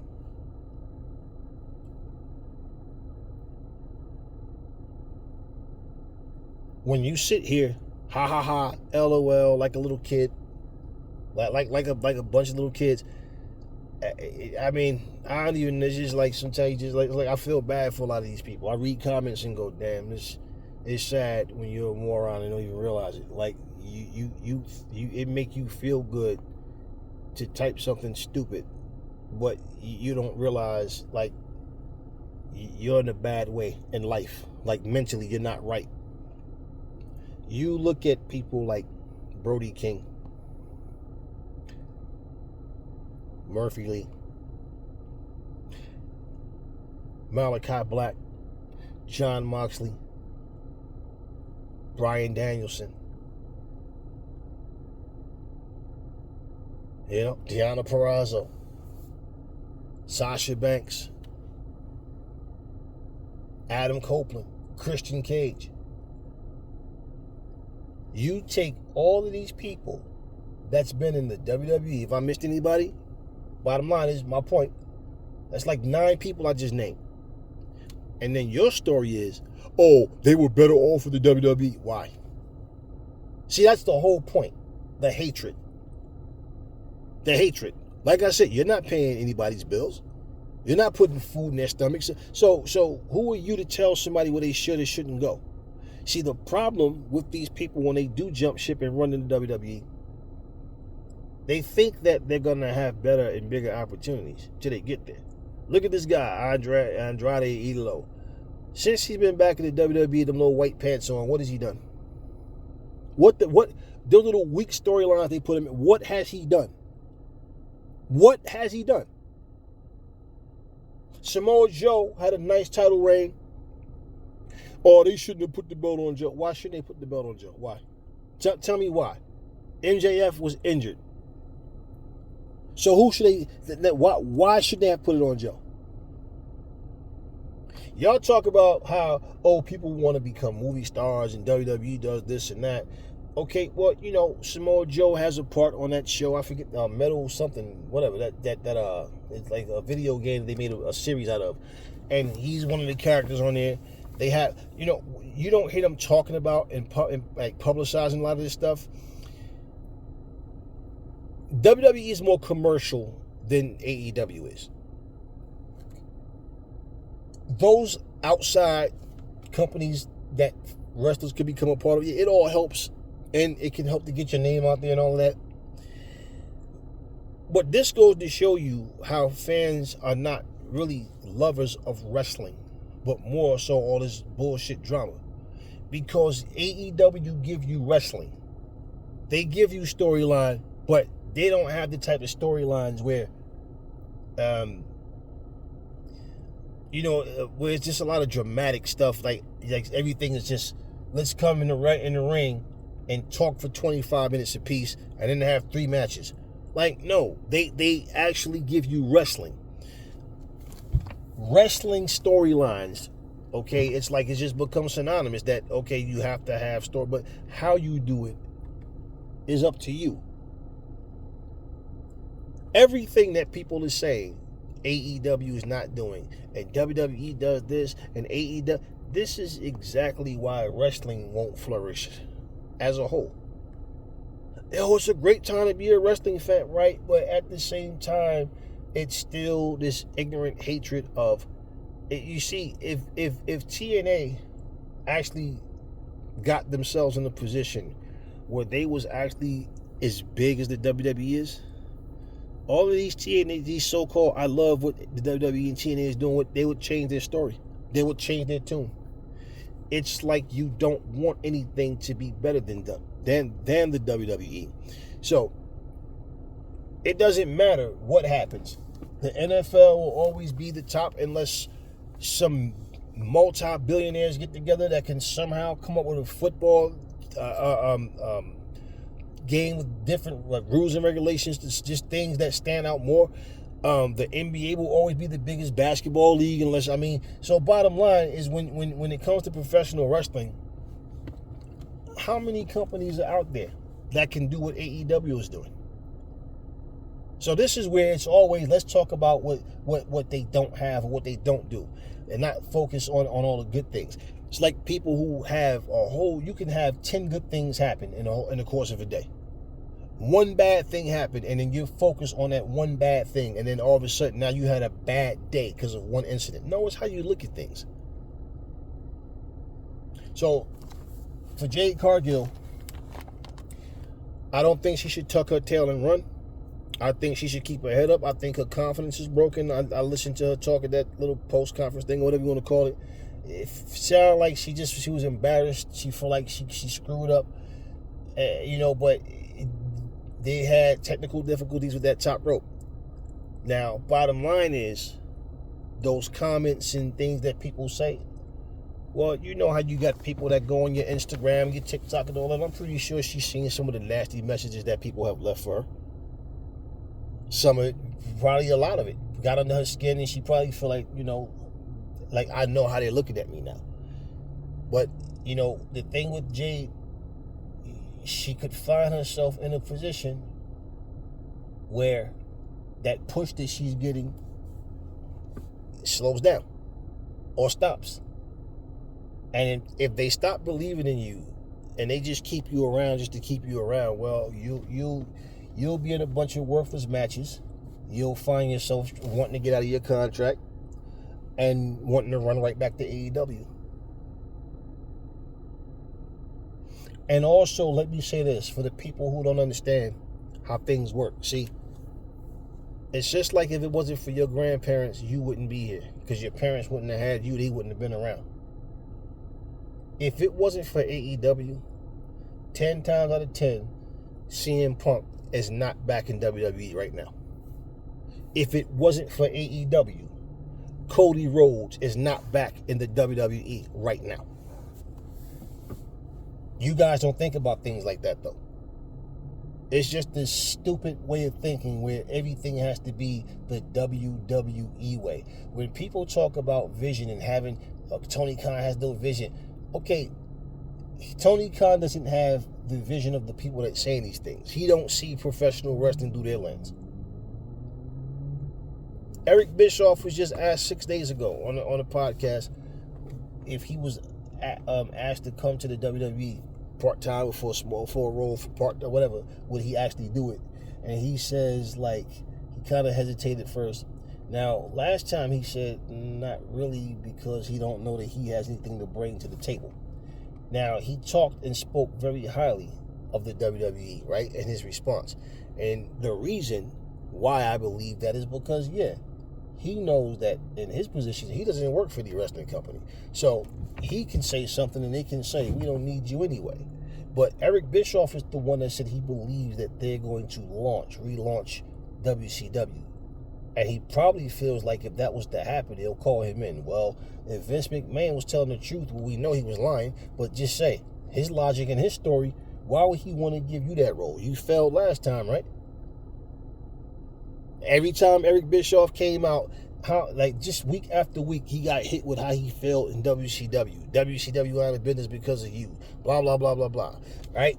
So, his response, basically, he was dancing on the eggshells. He wanted to be careful what he said and praised them, but he said if it was something different and like just something real super cool and new, yeah, because he liked to perform and be on, do different things or whatever. But if it's just like the same old thing, then no. Then he goes, well, I mean, it wouldn't be them because nothing they do is same old, like something to that effect. I'm paraphrasing, but what do you mean? Then who would be doing the same old if it's not them? It's like he caught himself to not want to seem like he's insulting. Man, listen, Eric Bischoff, people may forget it. He did an episode or two of AEW Dynamite. Spoke very highly of Tony Khan in the beginning. Maybe Eric Bischoff felt like at some point Tony Khan was going to ask him to come and join AEW. And because he didn't do that, now it's sour grapes. Who knows?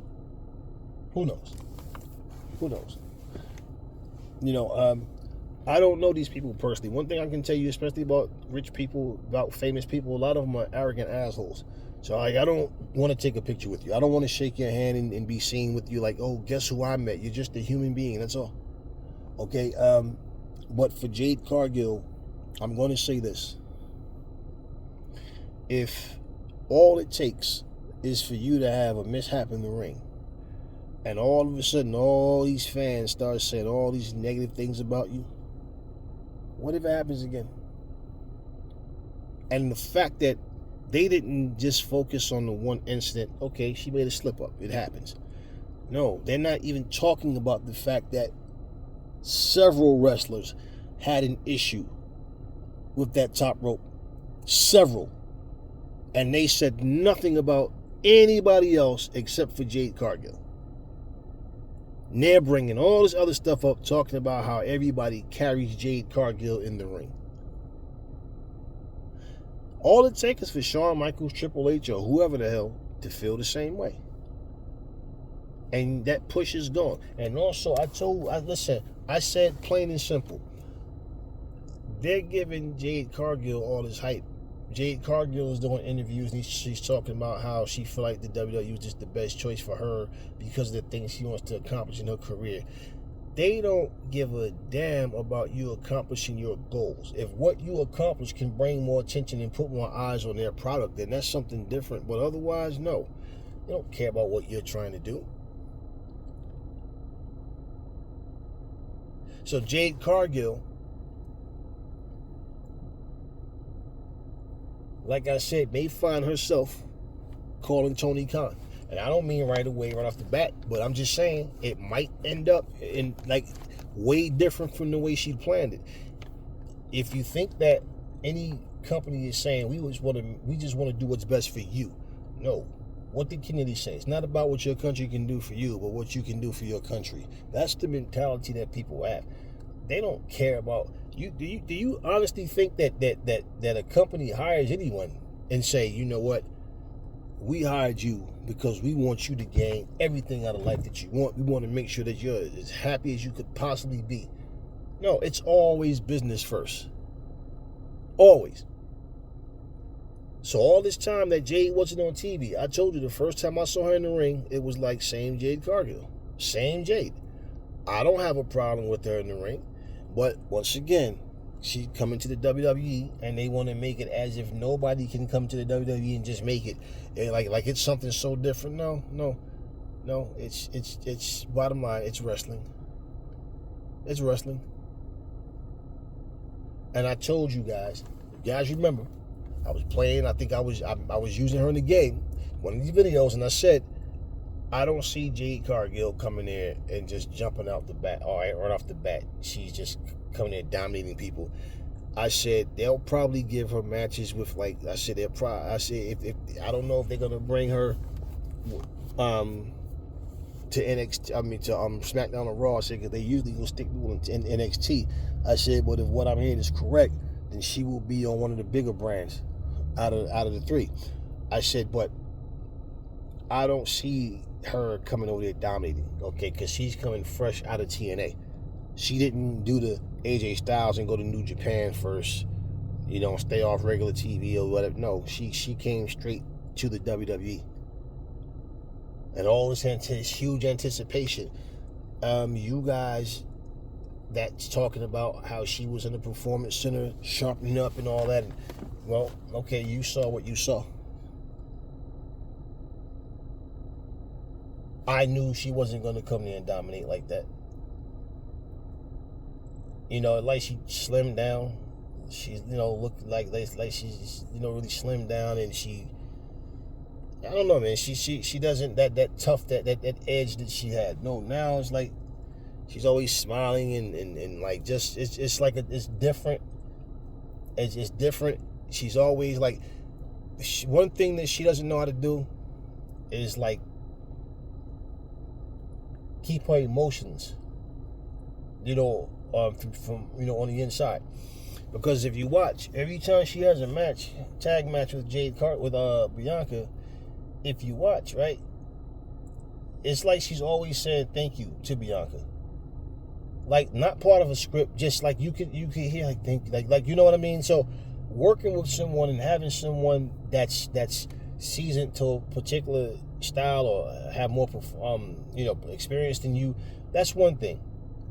But you make yourself look weak by doing that on camera. You can thank her and do it, but stick to the script. All right, stick to the script. Be thankful. Be grateful that you have a partner with you that's you know can perform in the ring as well. All of them make screw ups. Bianca makes screw ups too. I've watched several matches of her, recent and everything, where you see where she missed her cue on something, or she, you know, especially, I mean, even when she does like a spine buster, Bianca slam people on her head, on it, like she does. She make a lot of mistakes too. But everybody want to talk about Nia Jax. Oh, Nia's this. Bianca make fuck ups too. All of them make screw ups. Every one of them. Show me one human being that's exempt from human error. Show me one. So all of these things that people are saying about this woman simply because she had a top rope slip up. And now it's like, you know what, to make my point really, really clear, have you ever had someone say it this mostly happens with couples. But have you ever had someone, you guys had a misunderstanding or something, and then that person told you, okay, I understand, okay, I see, I get it now, and like it was squashed, and then something else happens, and they bring up, yeah, just like that time when you said or when you did, and it's like, oh, so you're just bringing stuff up just to be petty. So that means they never was really over it. They never meant what they said. That's why they're bringing it up, because they still had it inside of them. Do you understand? So it's always something there. So once again, no, it wasn't a genuine embrace of Jade Cargil. It was more like, yeah, we took another big player from the WWE, from AEW. That's all that was. I remember in the earlier days of right before AEW started, and I remember all these articles and different videos of people saying Vince McMahon showing huge, and Triple H showing huge interest in the Young Bucks and Kenny Omega. And so it was you know, the rumor that the Young Bucks is going to the WWE. And they went from hating them to yo, the Young Bucks, yeah. I watched the Young Bucks fight the Motor City Machine Guns. I watched them fight Team 3D. I watched them wreak havoc all over TNA at one point. I watched them fight the Hardys. All of these things that happened. And when them and Cody Rhodes and Tony Khan started AEW, it was like the possibility of them coming to the WWE. Yeah, yo, I'm so stoked for that. Always want somebody to leave one company just to come to the WWE. Always.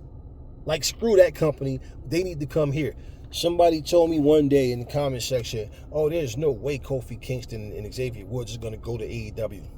I said, well, I don't know where you get your psychic ability from, but for one, it was Kofi Kingston and Xavier Woods that said they were asked a question that is it one team that you could face that you didn't face, and they said the Young Bucks. They definitely wanted. They was like, before our careers are over, there's no way we can retire without saying we wrestled against the Young Bucks, right? And the guy said, well, I mean, would you go to AEW for that to happen? He's like, hey, you never know. I mean, now, when is the last time you saw Kofi Kingston and Xavier Woods on TV? See, and this could be the type of thing, because like when your contract is up, they be one of those situations where let's keep them off TV. Let's let people forget about them. All right, they come and pop up in AEW, so what?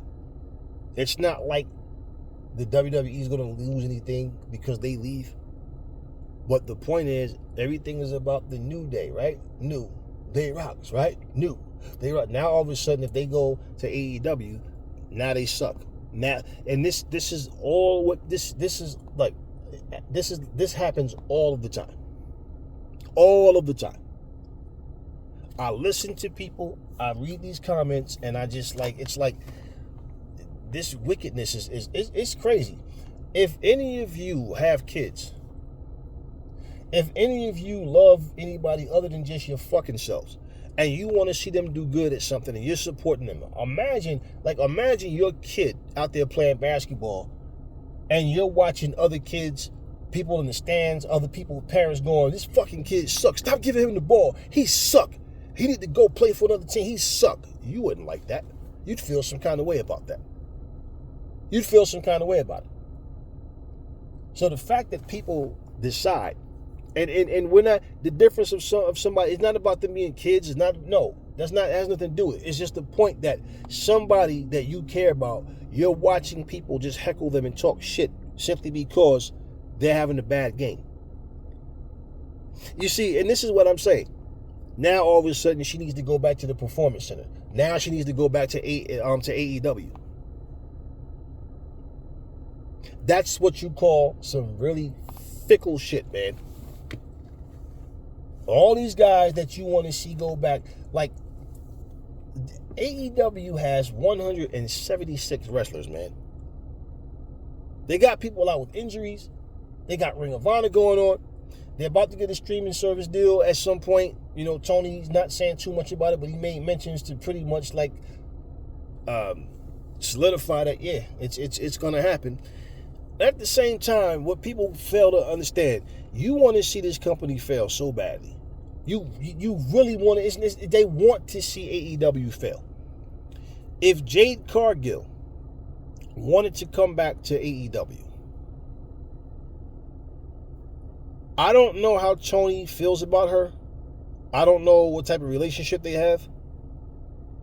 But if she was to go back to AEW, all of these diehard WWE fans, the ones that chime in to make these ridiculous, ignorant comments, would be saying, yeah, she failed in the WWE. Now she's running back to where she came from. Sucky AEW. See, blah, blah, blah, blah.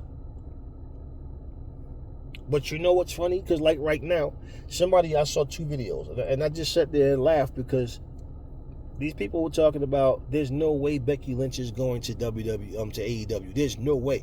Hell no. No way. That's not going to happen. And they sat there and gave you all these, and I just, at that point, I just started laughing. I just turned let me watch something else. If Becky Lynch ends up coming to AEW, they're going to do the same shit to her. Yo, Becky Lynch was my favorite wrestler at WWE, but I don't watch AEW because I pledge my allegiance to the WWE. Like, no, you pledge your allegiance to stupidity. And for the record, people may not know this, and I think, people think that what they see on TV is real as well. Okay. Rhea Ripley is not Dominic's woman. She's with this guy, Murphy Lee, or whatever his fucking name. What is this guy's name? Is it whatever? House of Black guy. That's her actual fiance or boyfriend or whatever in real life. So, if somebody was to say something negative about AEW to Rhea Ripley and how they suck and their wrestlers ain't shit, blah, blah, blah. Her man works there. Her man works there. So not just a Becky Lynch thing. See, contrary to what these fucking people try to make others think like they have all the answers, you never know. Rhea Ripley might end up there one day. Shit, Bianca Belair might even end up there. Look at what they're doing with Montez Ford and his partner. Man, these guys, wasn't they supposed to be a part of wasn't they like the new Hurt Business with Bobby Lashley? Every time I see this guy Montez Ford, every time I see them, they lose. Every time I see them wrestle, they lose. I can't remember the last time I saw them win. Now, if they pack their bags now, I don't know. Tony might sign one of them, if not both of them. And then it's like, well, if Bianca Belair, because see, everybody's contract expires at some point. If her husband is there, how in the hell can you sit here and say, well, I don't ever think Bianca will ever go there? That whole thing, that the expectations that people try to, keep in their minds and try to put in everybody else's mind is that these guys have pledged their allegiance to the WWE the same way that you have. So guess what? They're not going to go over there because they're not going to do this. They're not going to use them right. Like, no, see, okay, right. So if Alexa Bliss go there, no, Alexa, we don't want you blowing up things by staring at it. We don't want you making light fixtures fall and causing people to vomit and all that. Yeah, because the same shit the Ultimate Warrior did. Remember Randy Orton? Yeah, with the stomach pains and vomiting? Yeah. No, we don't want to see that shit in AEW. No, we don't. And that's the whole deal. Oh, they're not using them right. What do you mean they're not using them right? Man, fucking Adam Copeland. I read these comments about Adam Copeland. Oh man, the WWE, he should have never left them, man, because they're not using them right over there. What the fuck do you mean? The man came there, has some solid matches, and in a short time he becomes the TNT champion, and then he has this freak accident, and guess what? He's out of commission. What the hell are you talking about? They're not using him right. No, because AEW doesn't do the type of storylines that the WWE does. That's your that's your beef. That's what you guys don't understand. Everything has to be robotic. Listen to music now. Every other song, auto-tunes. These guys can't sing for shit. They just harmonize with the damn auto-tunes on. Remember when Jay-Z made that song? Death for the auto-tunes? Yeah, he didn't kill anything, did he? And back then it was Kanye and Lil Wayne constantly doing it. Then everybody just started following. Every other song come out. Every other song comes out. Auto-tunes. Everything just sounds the same. No originality. That's how you guys see things. That's how a lot of these people see things like that. Oh, but listen, I used to do music. And I'm telling you, you got these producers and people go, like, managers, like, yo, like, you see, like, hear this song right here? All right, I want you to make something like that. And I'm like, that shit's whack. I can do that, but it's garbage. So, no, that's not for me.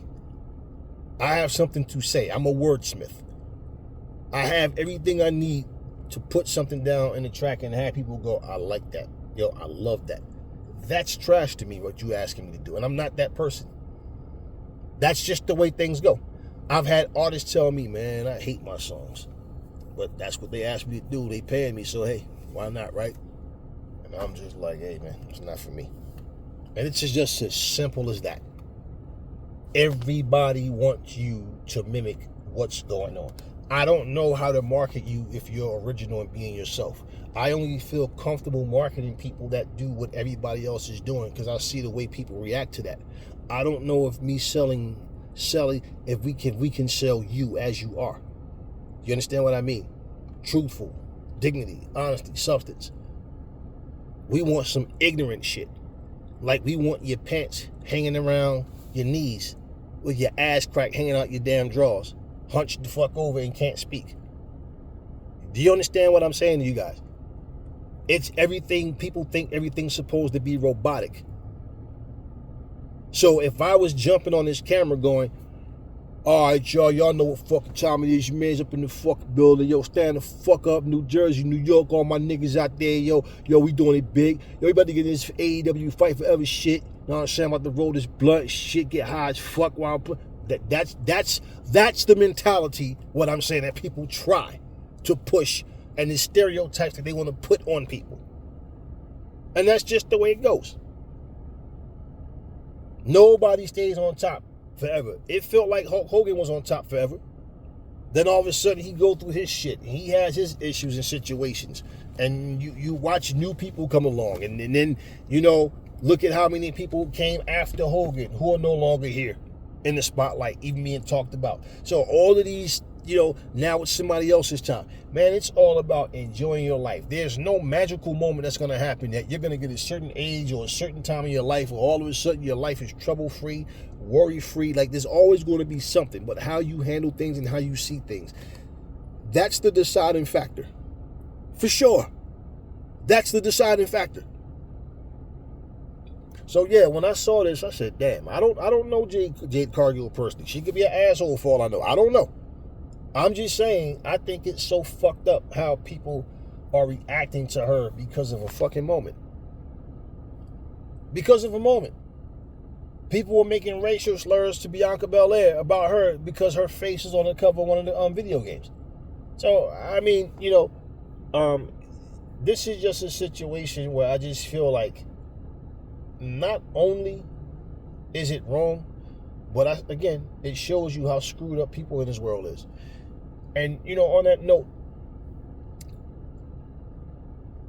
for somebody to want to see AEW go out of business, want to see TNA, the WWE, or whatever, I don't understand the way you think.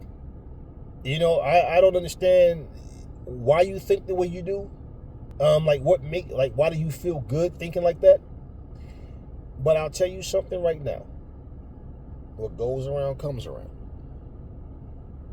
For decades, we was hearing stories about Vince McMahon and these sex scandals. Remember the one, what was the wrestler's name that said he was coming in the back and Pat Patterson says to him, what flavor are you? Or something to that effect, right? All of these things that we were hearing. Your bullshit catches up with you. But you notice how silent all these WWE heads are? Oh, but it doesn't matter because he doesn't run anything anymore. It doesn't matter.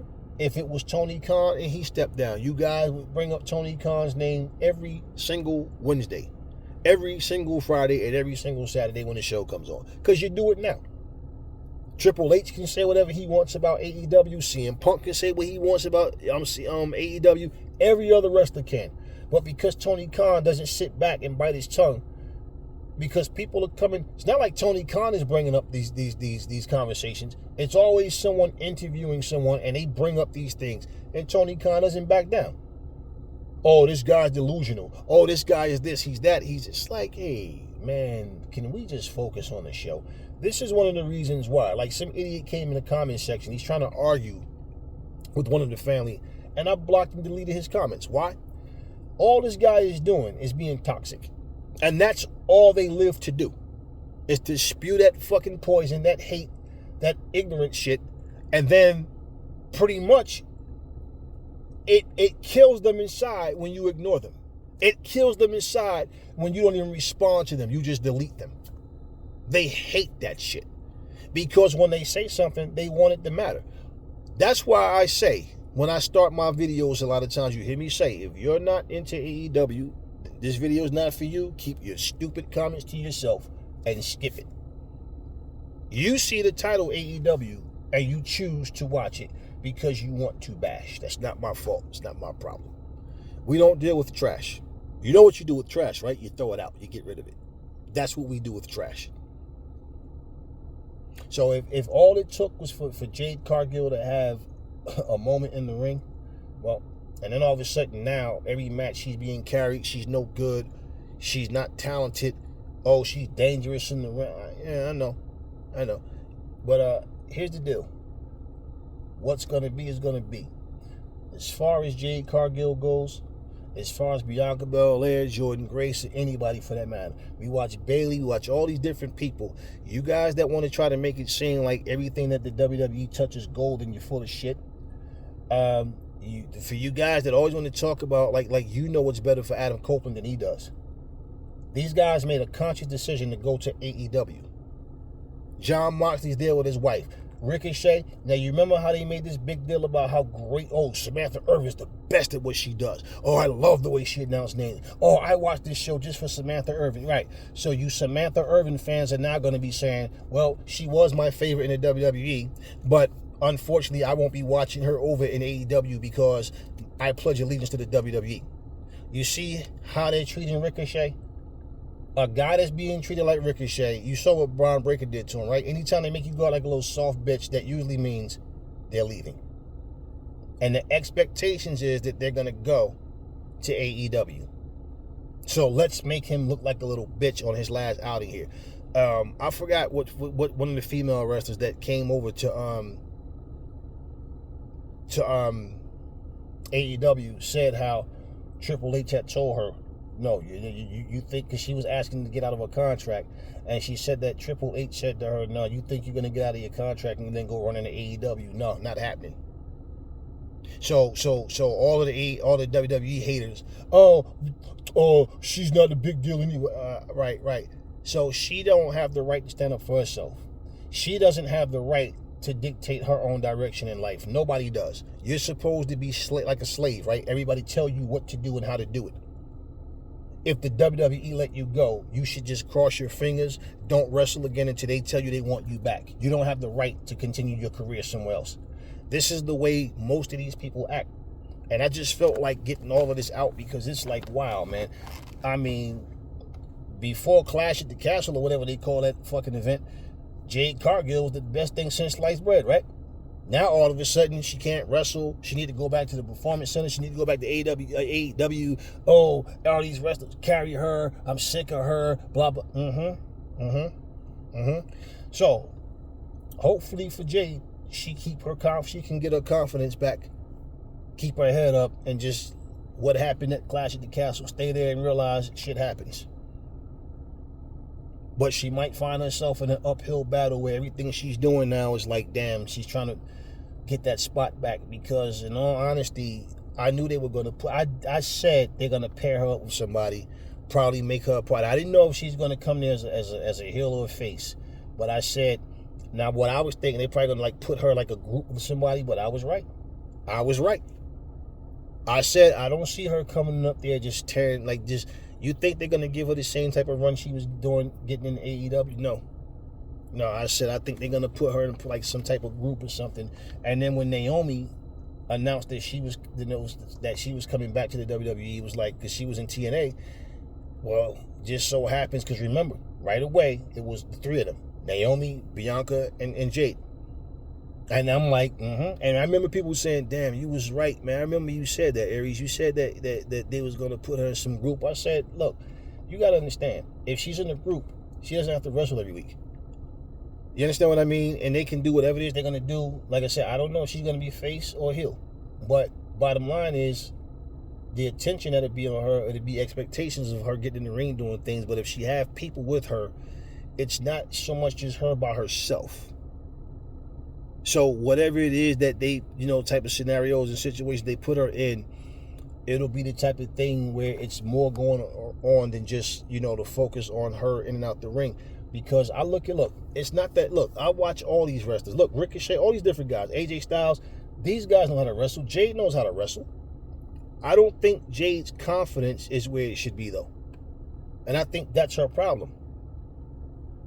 I think that's part of her problem in the WWE. I think she's nervous. I think that when she goes out there, she's more in character than she is confident that she's going to go in and deliver in the ring. And I just don't think that the style that they... Like, Jade is a strong woman. Jade is I don't mind the high-flying stuff and whatever. Like, she's a hybrid. But to be honest with you, when you look at Jade, she's not a big woman. She's muscular. She's not big. She's muscular. Bianca's not big. She's muscular. Okay? So it's not like these women are like people, like somebody made a comment about China and Rhea Ripley. And I said, aside from the all black outfit and the black hair or whatever, Rhea Ripley is not big either. She's about 145, maybe 150, maybe. Rhea's not big, man. These women are not big. They're muscular. Jordynne Grace isn't big. She's muscular. Jordynne Grace is about 150 pounds. You understand what I'm saying? 145, 150 pounds. She's short and stocky. She used to be a fat girl. These women are not big. So when you put them in there and you're trying to have them like, you'll see Bianca gorilla press someone, Jade will gorilla press someone. And, so it's like, okay, they're powerhouses. We get it. But truthfully, stylistically, I just think Jade is stuck in between what she should be doing in the ring. Like, stylistically, I think Jade should be more of a power wrestler. You hear what I'm saying?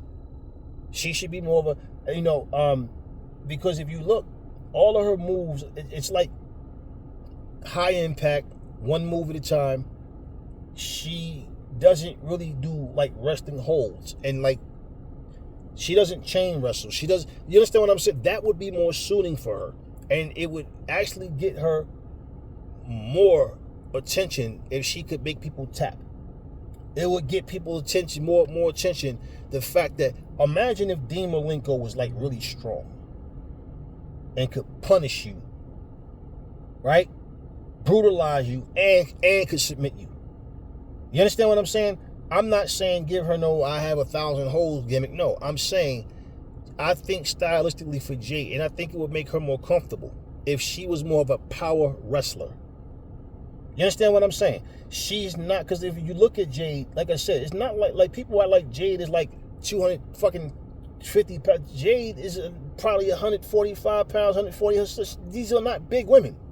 They're not big. They're just muscular women. That's it. China was about 195, 200. Much bigger and stronger than them. You understand what I'm saying? So at the end of the day, even China, when you watch, she was wrestling men, but even China with her size, you could see she was a lot smaller than the guys. So, it's like, yeah, you're trying to make Jade, see, in AEW, this is what people don't understand. Watch her in AEW and look at her hair. Like, she basically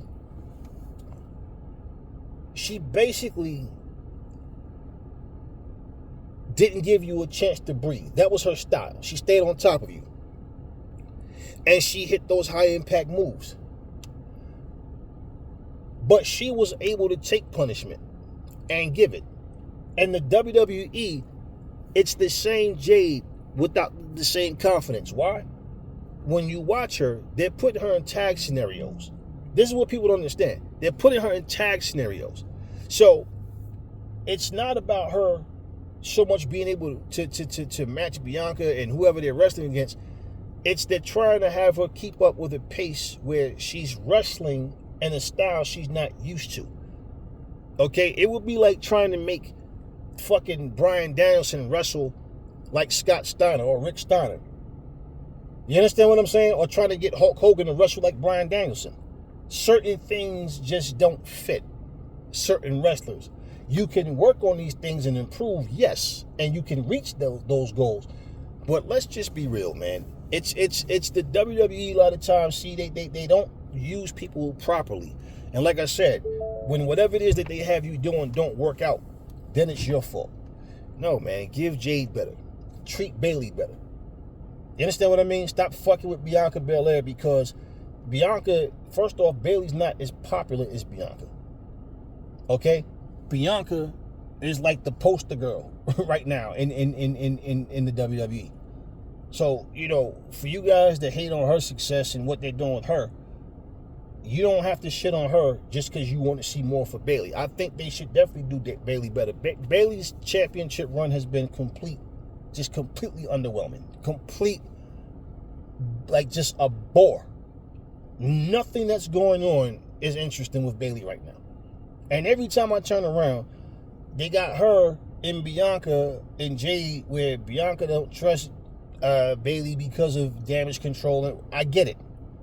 But it's like they just keep putting her in situations where the spotlight is not that she's not getting the TV time. It's just when she does get the time, they're not doing anything that you really care about. And I'm not trying to be funny, but this Piper Niven or whatever her name is, I mean, I don't even understand it. Look at Sami Zayn now. What's the little guy's name? The little Kurt Angle guy. I mean, what's appealing to people? Like I say, whatever people like, they like.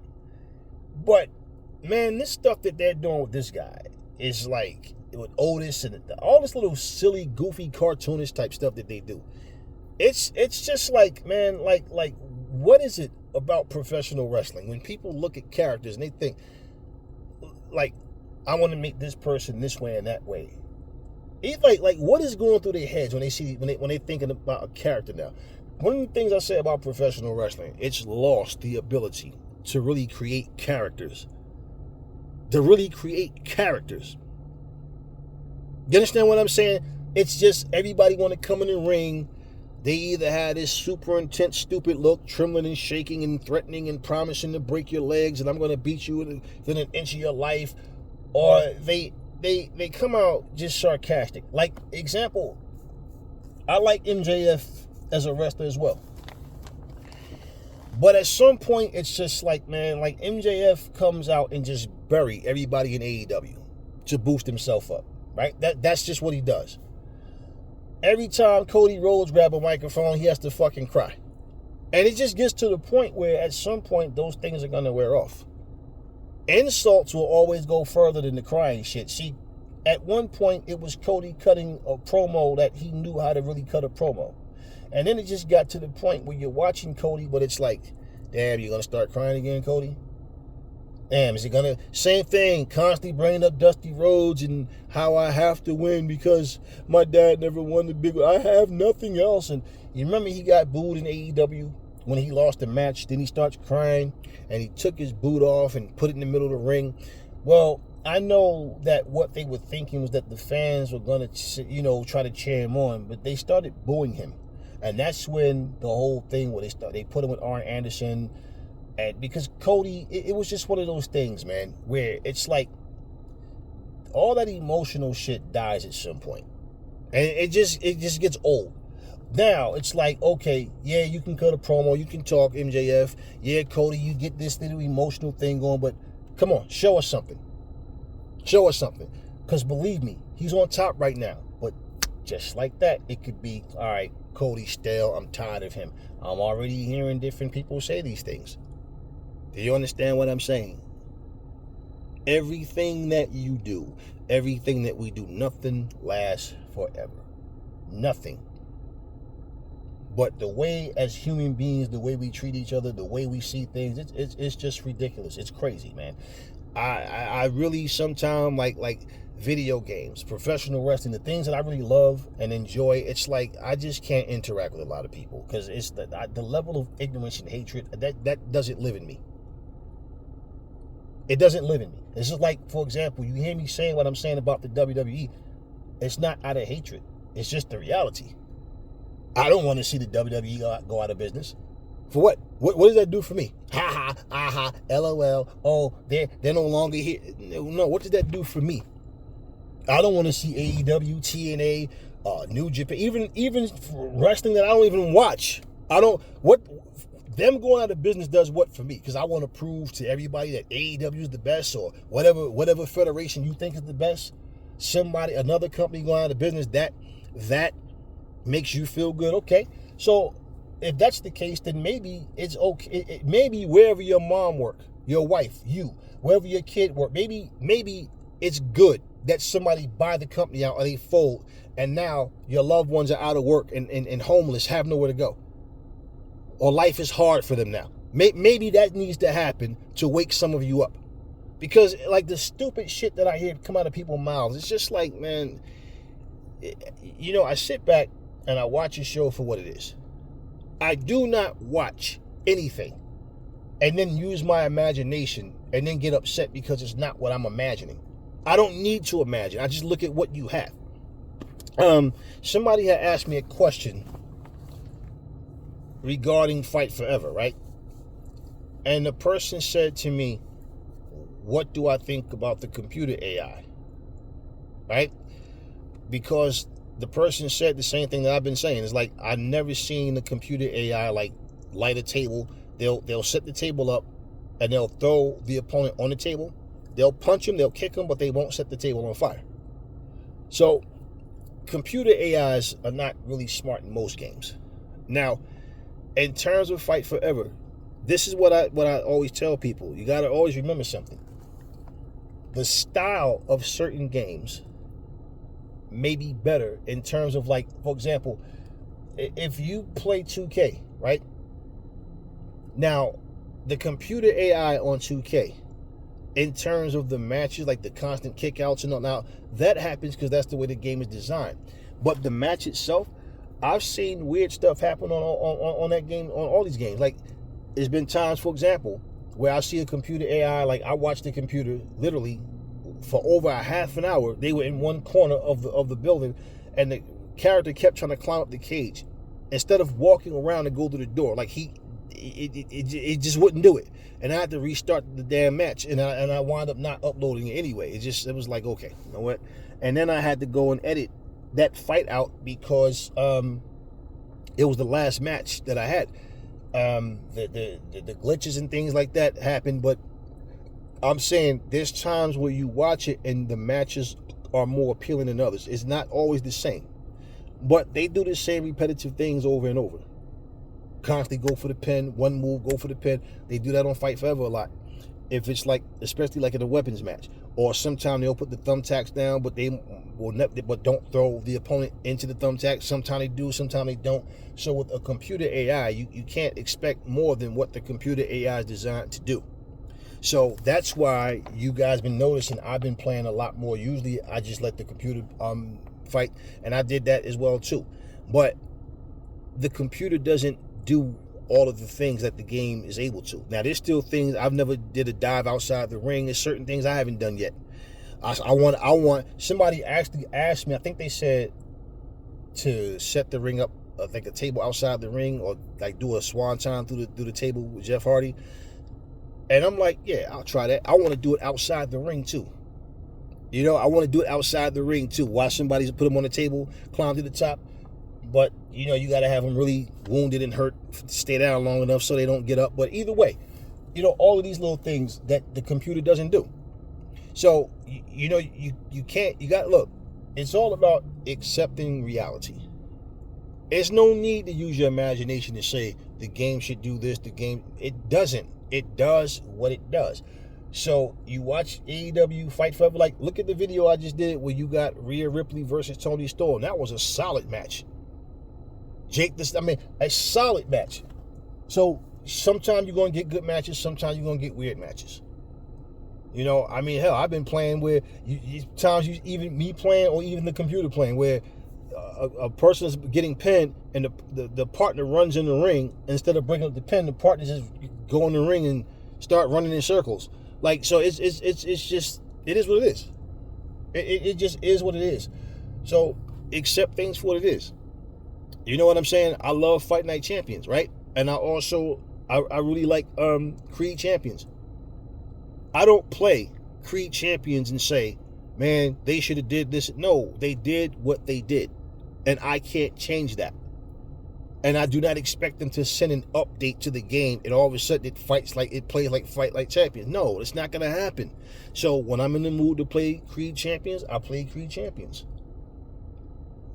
It is what it is. It doesn't matter, simulator, arcade style, whatever the game is. And while I'm on that, also, let me just say this too, because you guys know I play Retromania as well.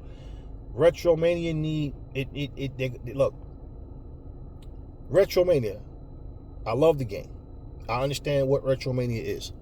Now, I think each character has like 20-something moves. I think like 20-something moves. Okay? The game is fast-paced.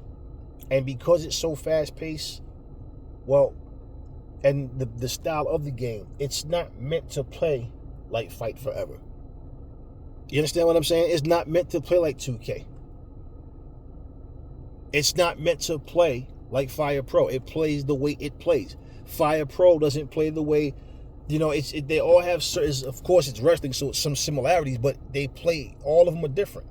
Neither game plays like the other. That's just what it is. And it's unfair and completely stupid for people to just assume that it should. No. If you grew up playing WrestleFest, then you know that Retromania is basically a throwback. It's like the successor to WrestleFest. 2K, it's its own breed as well. You know, it's they've been developing through the years and got to where they are. 2K. AEW is a throwback to like No Mercy. WCW versus NWO. It's a throwback to them. That play style. So when these guys made what they made, they didn't do it by mistake. Their vision was not your vision or my vision. What we see is piggybacking off of what we have. You understand what I mean? So I'll say either something like, for example, when I played the video and showed you guys this casual pro wrestling, this game isn't for me. And honestly, when I watch people play it, the funny thing about it, the punch, the kick mechanics, like everything about it, that ragdoll effect, it actually kills the game for me. But people that like that ragdoll effect, I don't understand it. I just don't. But it just kills the game for me. And the game style, everything about that game. Somebody actually had a video and was saying, oh man, your AEW don't even have these kind of entrances. What kind of entrance? What entrance? Everything is the camera showing like the door and the character just walks straight out to the ring.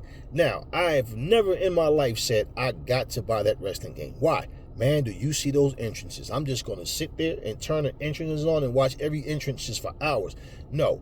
After you've seen the entrances for every entrance, what happens? You start to just skip right past it and go straight to the match. So that's not a game breaker for me, man. I don't care about a long entrance. I have no issue at all with the entrances on Fight Forever. None. People that are used to the long entrances are the ones saying, oh, but man, they should give you the full. All you're going to do is skip past it anyway. Who cares? You understand what I'm saying? So if they gave a long entrance, so be it. They didn't give a long. What does it matter? And especially for a wrestler that doesn't do anything. Just walk to the ring. So what's the difference with a prolonged walk to the ring? Really? So accept these games for what they are. That's what you have to understand about them. They're not going to play different just because you want to. It's like I said, man, like people think everything is just center update and all of a sudden you want a new game within a game. Retromania, for example, is a game that when you play the game, if you like that style of it, you'll get into it. You can set it where the damage, like I said, some of the matches was lasting a minute and something. The most would be like 3 minutes and some seconds or something. So I said, nah, man, like it's like it. And the thing about it, because everything is just so fast paced that I said, okay. In my mind, I'm thinking it got to be a different way. I noticed a lot of tweaks and changes that they made to the game, and I appreciated those because I noticed it, and I said, okay, they must have sent an update to this game. And basically, but it's a fast-paced game. So when you only have 20-something moves per wrestler, and it's a fast-paced game, now it's less noticeable when the matches are super short. You see, but when you're going 9-10 minutes, now it's more noticeable. Now, I'm going to say, I don't know why all wrestling games don't do this. Especially a game like Retromania and a game like Fight Forever, because it's the, up A, left A, right A, down A, up B, and so on. I don't know why most games don't do this. You remember, there was a Mortal Kombat game that came out for the GameCube. This game, the characters move 360. And they had 3 different fighting styles. And it's the same thing with the up, down, left, right, BA, Y, X, whatever. But then you got the little half circle, back, forward, back, forward, back, down, all right. For all 3 fighting styles, they had equally as many moves for all 3 fighting styles, and you just click the left button, and it will switch to that style. They could do the same thing with a wrestling game. Like, you got that left trigger that does nothing on Fight Forever. You can hit that, and it's like you hit it 3 times. You like you already in your first set of moves, second, third. You understand what I mean? Where what other games that try to do to compensate for that was, well, now when the wrestler gets tired, that move that used to be a scoop slam now turns to a military press. Like, I never really liked that idea. So that means you could basically, and it's not about switching styles, it's just giving you more moves. That's a lot of work. That's a lot of moves, right? And it's wrestling games. If we gave Hulk Hogan or Roman Reigns his actual real amount of moves, we'd be like, man, this shit is boring, because neither one of those guys have a big move set. You understand what I'm saying? So that type of thing where hit that left, that button is there and it does nothing. Click, and with each time you click it, it's going to that different set of that move set. You understand what I mean? So yeah, I mean, that's one of those things where you look at it and just think like, maybe, damn, somebody just smart enough and do that one day. Who knows? Okay, but yeah, I love the game Retromania. One of the things I love about it, it has the NWA theme. They have all these different NWA rings. They have the NWA belt. Now, they were talking about this mode, this house show mode, which I spoke about. I talk a little bit about something in this video real quick. This is a long-ass video. I could have just went live. Okay, so what happened is this. The video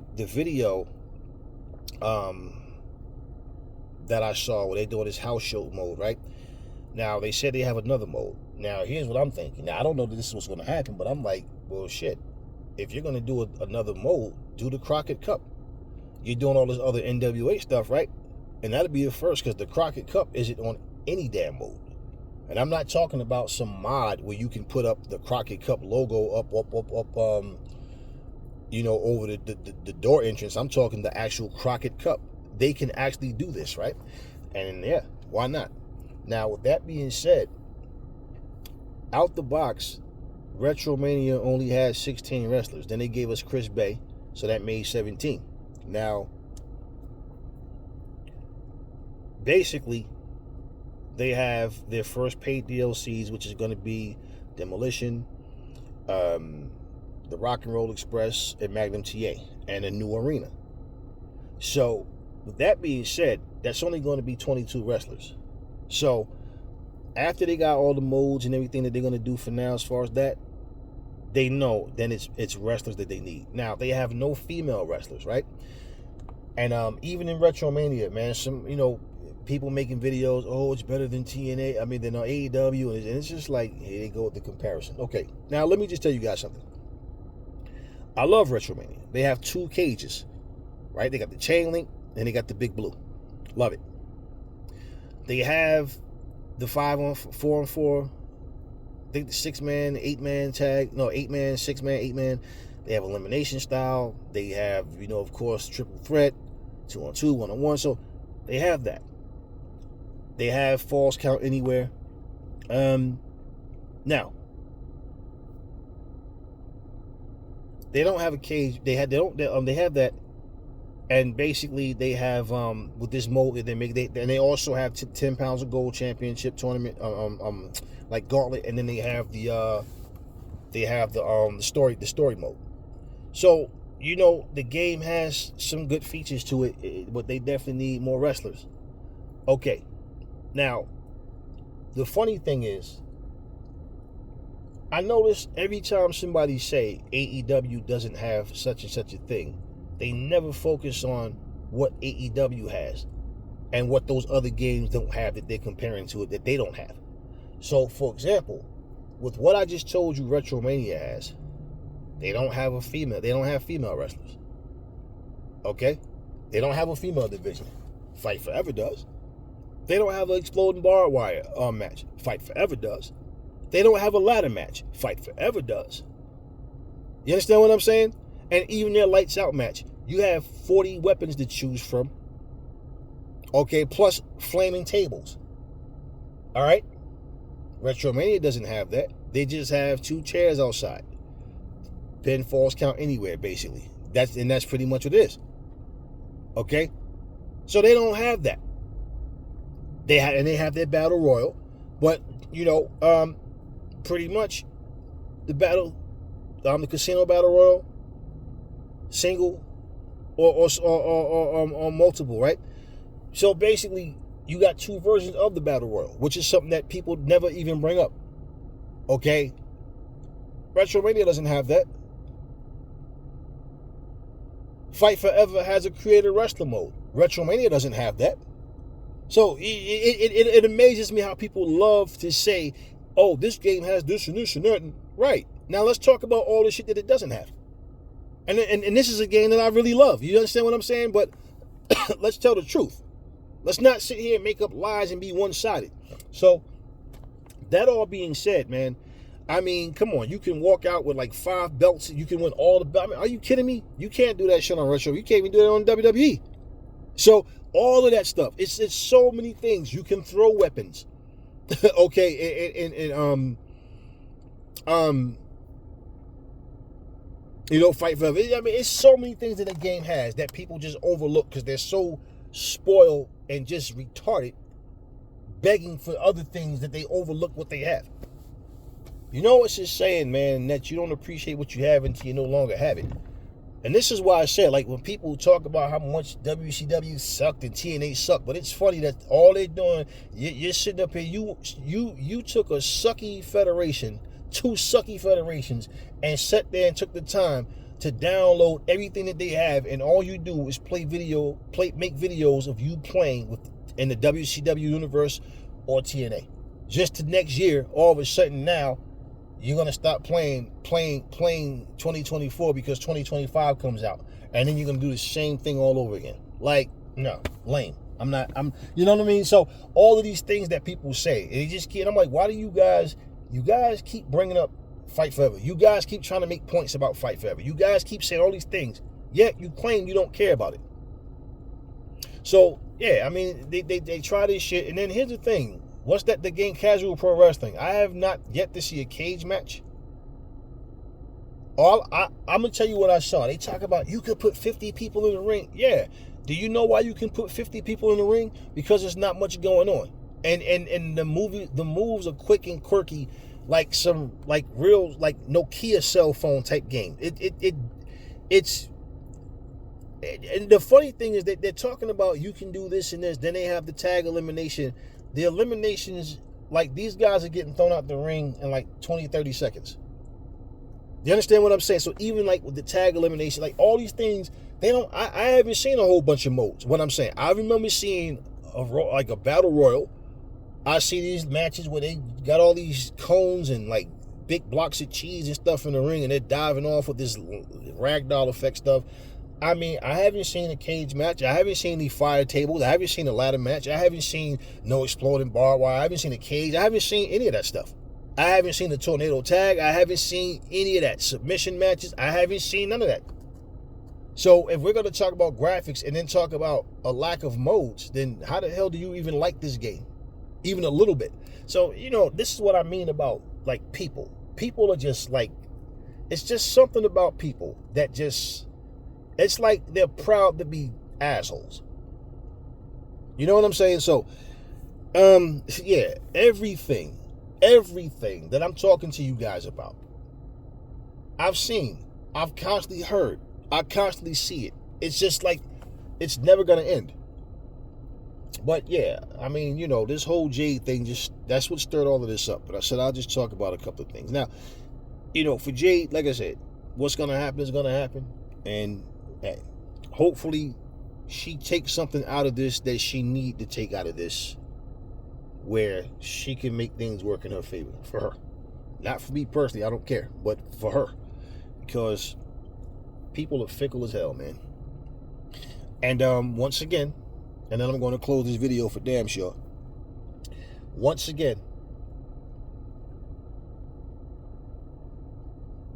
when I talk to you guys, I'm going to give you this one last rundown with what AEW Fight Forever has already, I told you guys about game modes that really, with the exception of a cage match and a trios match, everything else is really in this game already. I'll go through these things again real quick. 1, a submission match would be super easy to do.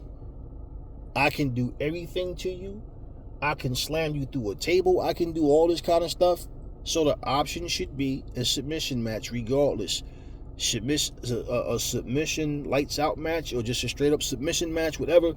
Okay, give us that option. It's already there. Or I can make you tap. Okay, unless we tap, we don't win. Okay. The only thing about a first blood match is basically on Fight Forever, if you get hit in the face with the barbed wire bat, you should bleed. You get hit with the bottle, you should bleed. Any weapon, you get hit, anything. It would be too easy. You understand what I mean? Unless they're gonna do something where they're twerking like where you're doing like a crazy amount of reversals for every move. It's too easy to make someone bleed. So that's the only thing about a first blood match. 2, so I said submission match. Okay. Give us a 4-way elimination. Super easy to do. We already have a 4-way. Super easy. Okay, super easy to do. Give us a 3-way elimination match. Super easy to do. Okay? Give us a tag team elimination match. Super easy to do. Give us a tag tornado match. Super easy to do. It's already in the game. Okay? That's 5 right there. Along with what we already have. Now, they give us that. Give us a season mode, and give us a mode where it's a fight card. Right? Like I told you, Retromania, they got that idea as well. Give us that. Give us that. Where you can choose between 5 to 15 matches. 5 to 12. I say 5 to 15. You're the one doing it, right? But whatever. You choose whatever matches you're gonna be in. Like whoever you want to play as. And you go through the matches, like every match. You're playing in every match, but you choose and it's randomly selected, whatever match. You don't select it, the computer does. What type of match, stipulation, all that. And all you're doing is choosing who you're going to be in it. That's all. Now, it would be nice if they did that. And what will make that mode special is when belts are on the line. So you can decide you can defend and lose championships within this tournament mode. And if you do, it applies to everything else in the game. You understand what I'm saying? That if you win a championship or lose it in that mode, then whoever is the champion is just the champion. So no matter whatever mode. So if I lose my championship in that mode, if I'm playing any other mode, I'm not the champion anymore. You understand what I'm saying? Like that. You know, start making these hey, the championship belts are on the line. That's what it is. Okay, and yeah. So pretty much, what if there's no champion that's chosen, right? Okay, well, basically, you're playing, and it's like once you complete that card is done. So it's like watching a night of wrestling, man. You understand what I'm saying? And you're just competing, but it's a point system. See where you rank at. You understand what I mean? So that type of thing. And listen, those type of things will keep people coming back to play. They because it gives them not just options, but like, okay, well, we get these options in 2K, right? Some of them anyway, but not all of them. But those options right there. Give us the Owen Hart tournament. Give us the Continental Classic. And that's why I said what's so beautiful about the Owen Hart tournament is because those championships and that trophy, you're only defending or trying to gain in that mode. You can't defend those at Dynamite. Again, just as no, that's only for the On Heart tournament. So you're the champion in that mode with that. So you can only lose or win that in that mode. That's super easy to do. Now you just got to create the titles and create the trophy, but bottom line, and format it. But you understand, it's super easy to do. Continental Classic, same thing. Give us what we give. You give us a season mode, everything is in there. Every mode that I just named is in there. Every match type is in there. That's it. You good. Now, cage match? Yes, we want one. Blood and guts cage? Even better. But bottom line, that's what you put that in that game is complete. And once again, like I said, bug fixes and sending us new wrestlers, new rings, like as the everything that changes. If you want to keep giving us different, venues, hey, cool. But to say, hey man, we put everything. The updated Dynamite is here. The updated Collision is here. The updated Rampage is here. All of our the Forbidden Door is here. All that is here. And what will make it beautiful too, because if you're gonna do the Forbidden Door as on a game, well, that's a pay-per-view. And also that pay-per-view can be played during the season mode. So when it comes to that, see, the beauty of it is you don't know who's going to come from the Forbidden Door. And that's why I said, too, you already have running characters. That will be beautiful because the odds might be against you. The odds might be for you. You understand what I mean? But it would be beautiful to have that season mode. You don't have to give us a second game just to give us season mode. You can put that right here. And none of this stuff is as hard as people think. Super easy, man. And once again, because Paul White, you have to beat him in 3 minutes. I said, I think that another stipulation for that card too is, right, you can have it where you got matches on the card. Everybody's trying to advance to get to the card to place, right? So it's like, okay, let's just say, for example, in a 3-minute time limit, let's say it's like, okay, you got 3 minutes to beat your opponent, right? Pin or submission. But whether you pin that person or submit them, let's say if you don't do it, right? But let's say my time is, the time runs out. Let's say I beat that person in like 2 minutes and 8 seconds, right? Now, let's say everybody else that wins, they don't do it as fast as I did. Then that means you're fighting for the main event spot, and then so on. So you're working down the card. You understand what I'm saying? So everybody's trying to get that spot. So if there's a tie, if somebody else got it at 2 minutes and 8 seconds, so me and that person got to fight now. Okay? For that first spot, and so on. The lower you rank, the lower you go on the card. Right? The higher you rank, the higher you go up on the card. So now you get that spot, and it's like, okay, cool. And it could be like a match type. You're trying to advance to try to get to us, like you want to be a part of a 4-way. That's for a championship fight or something.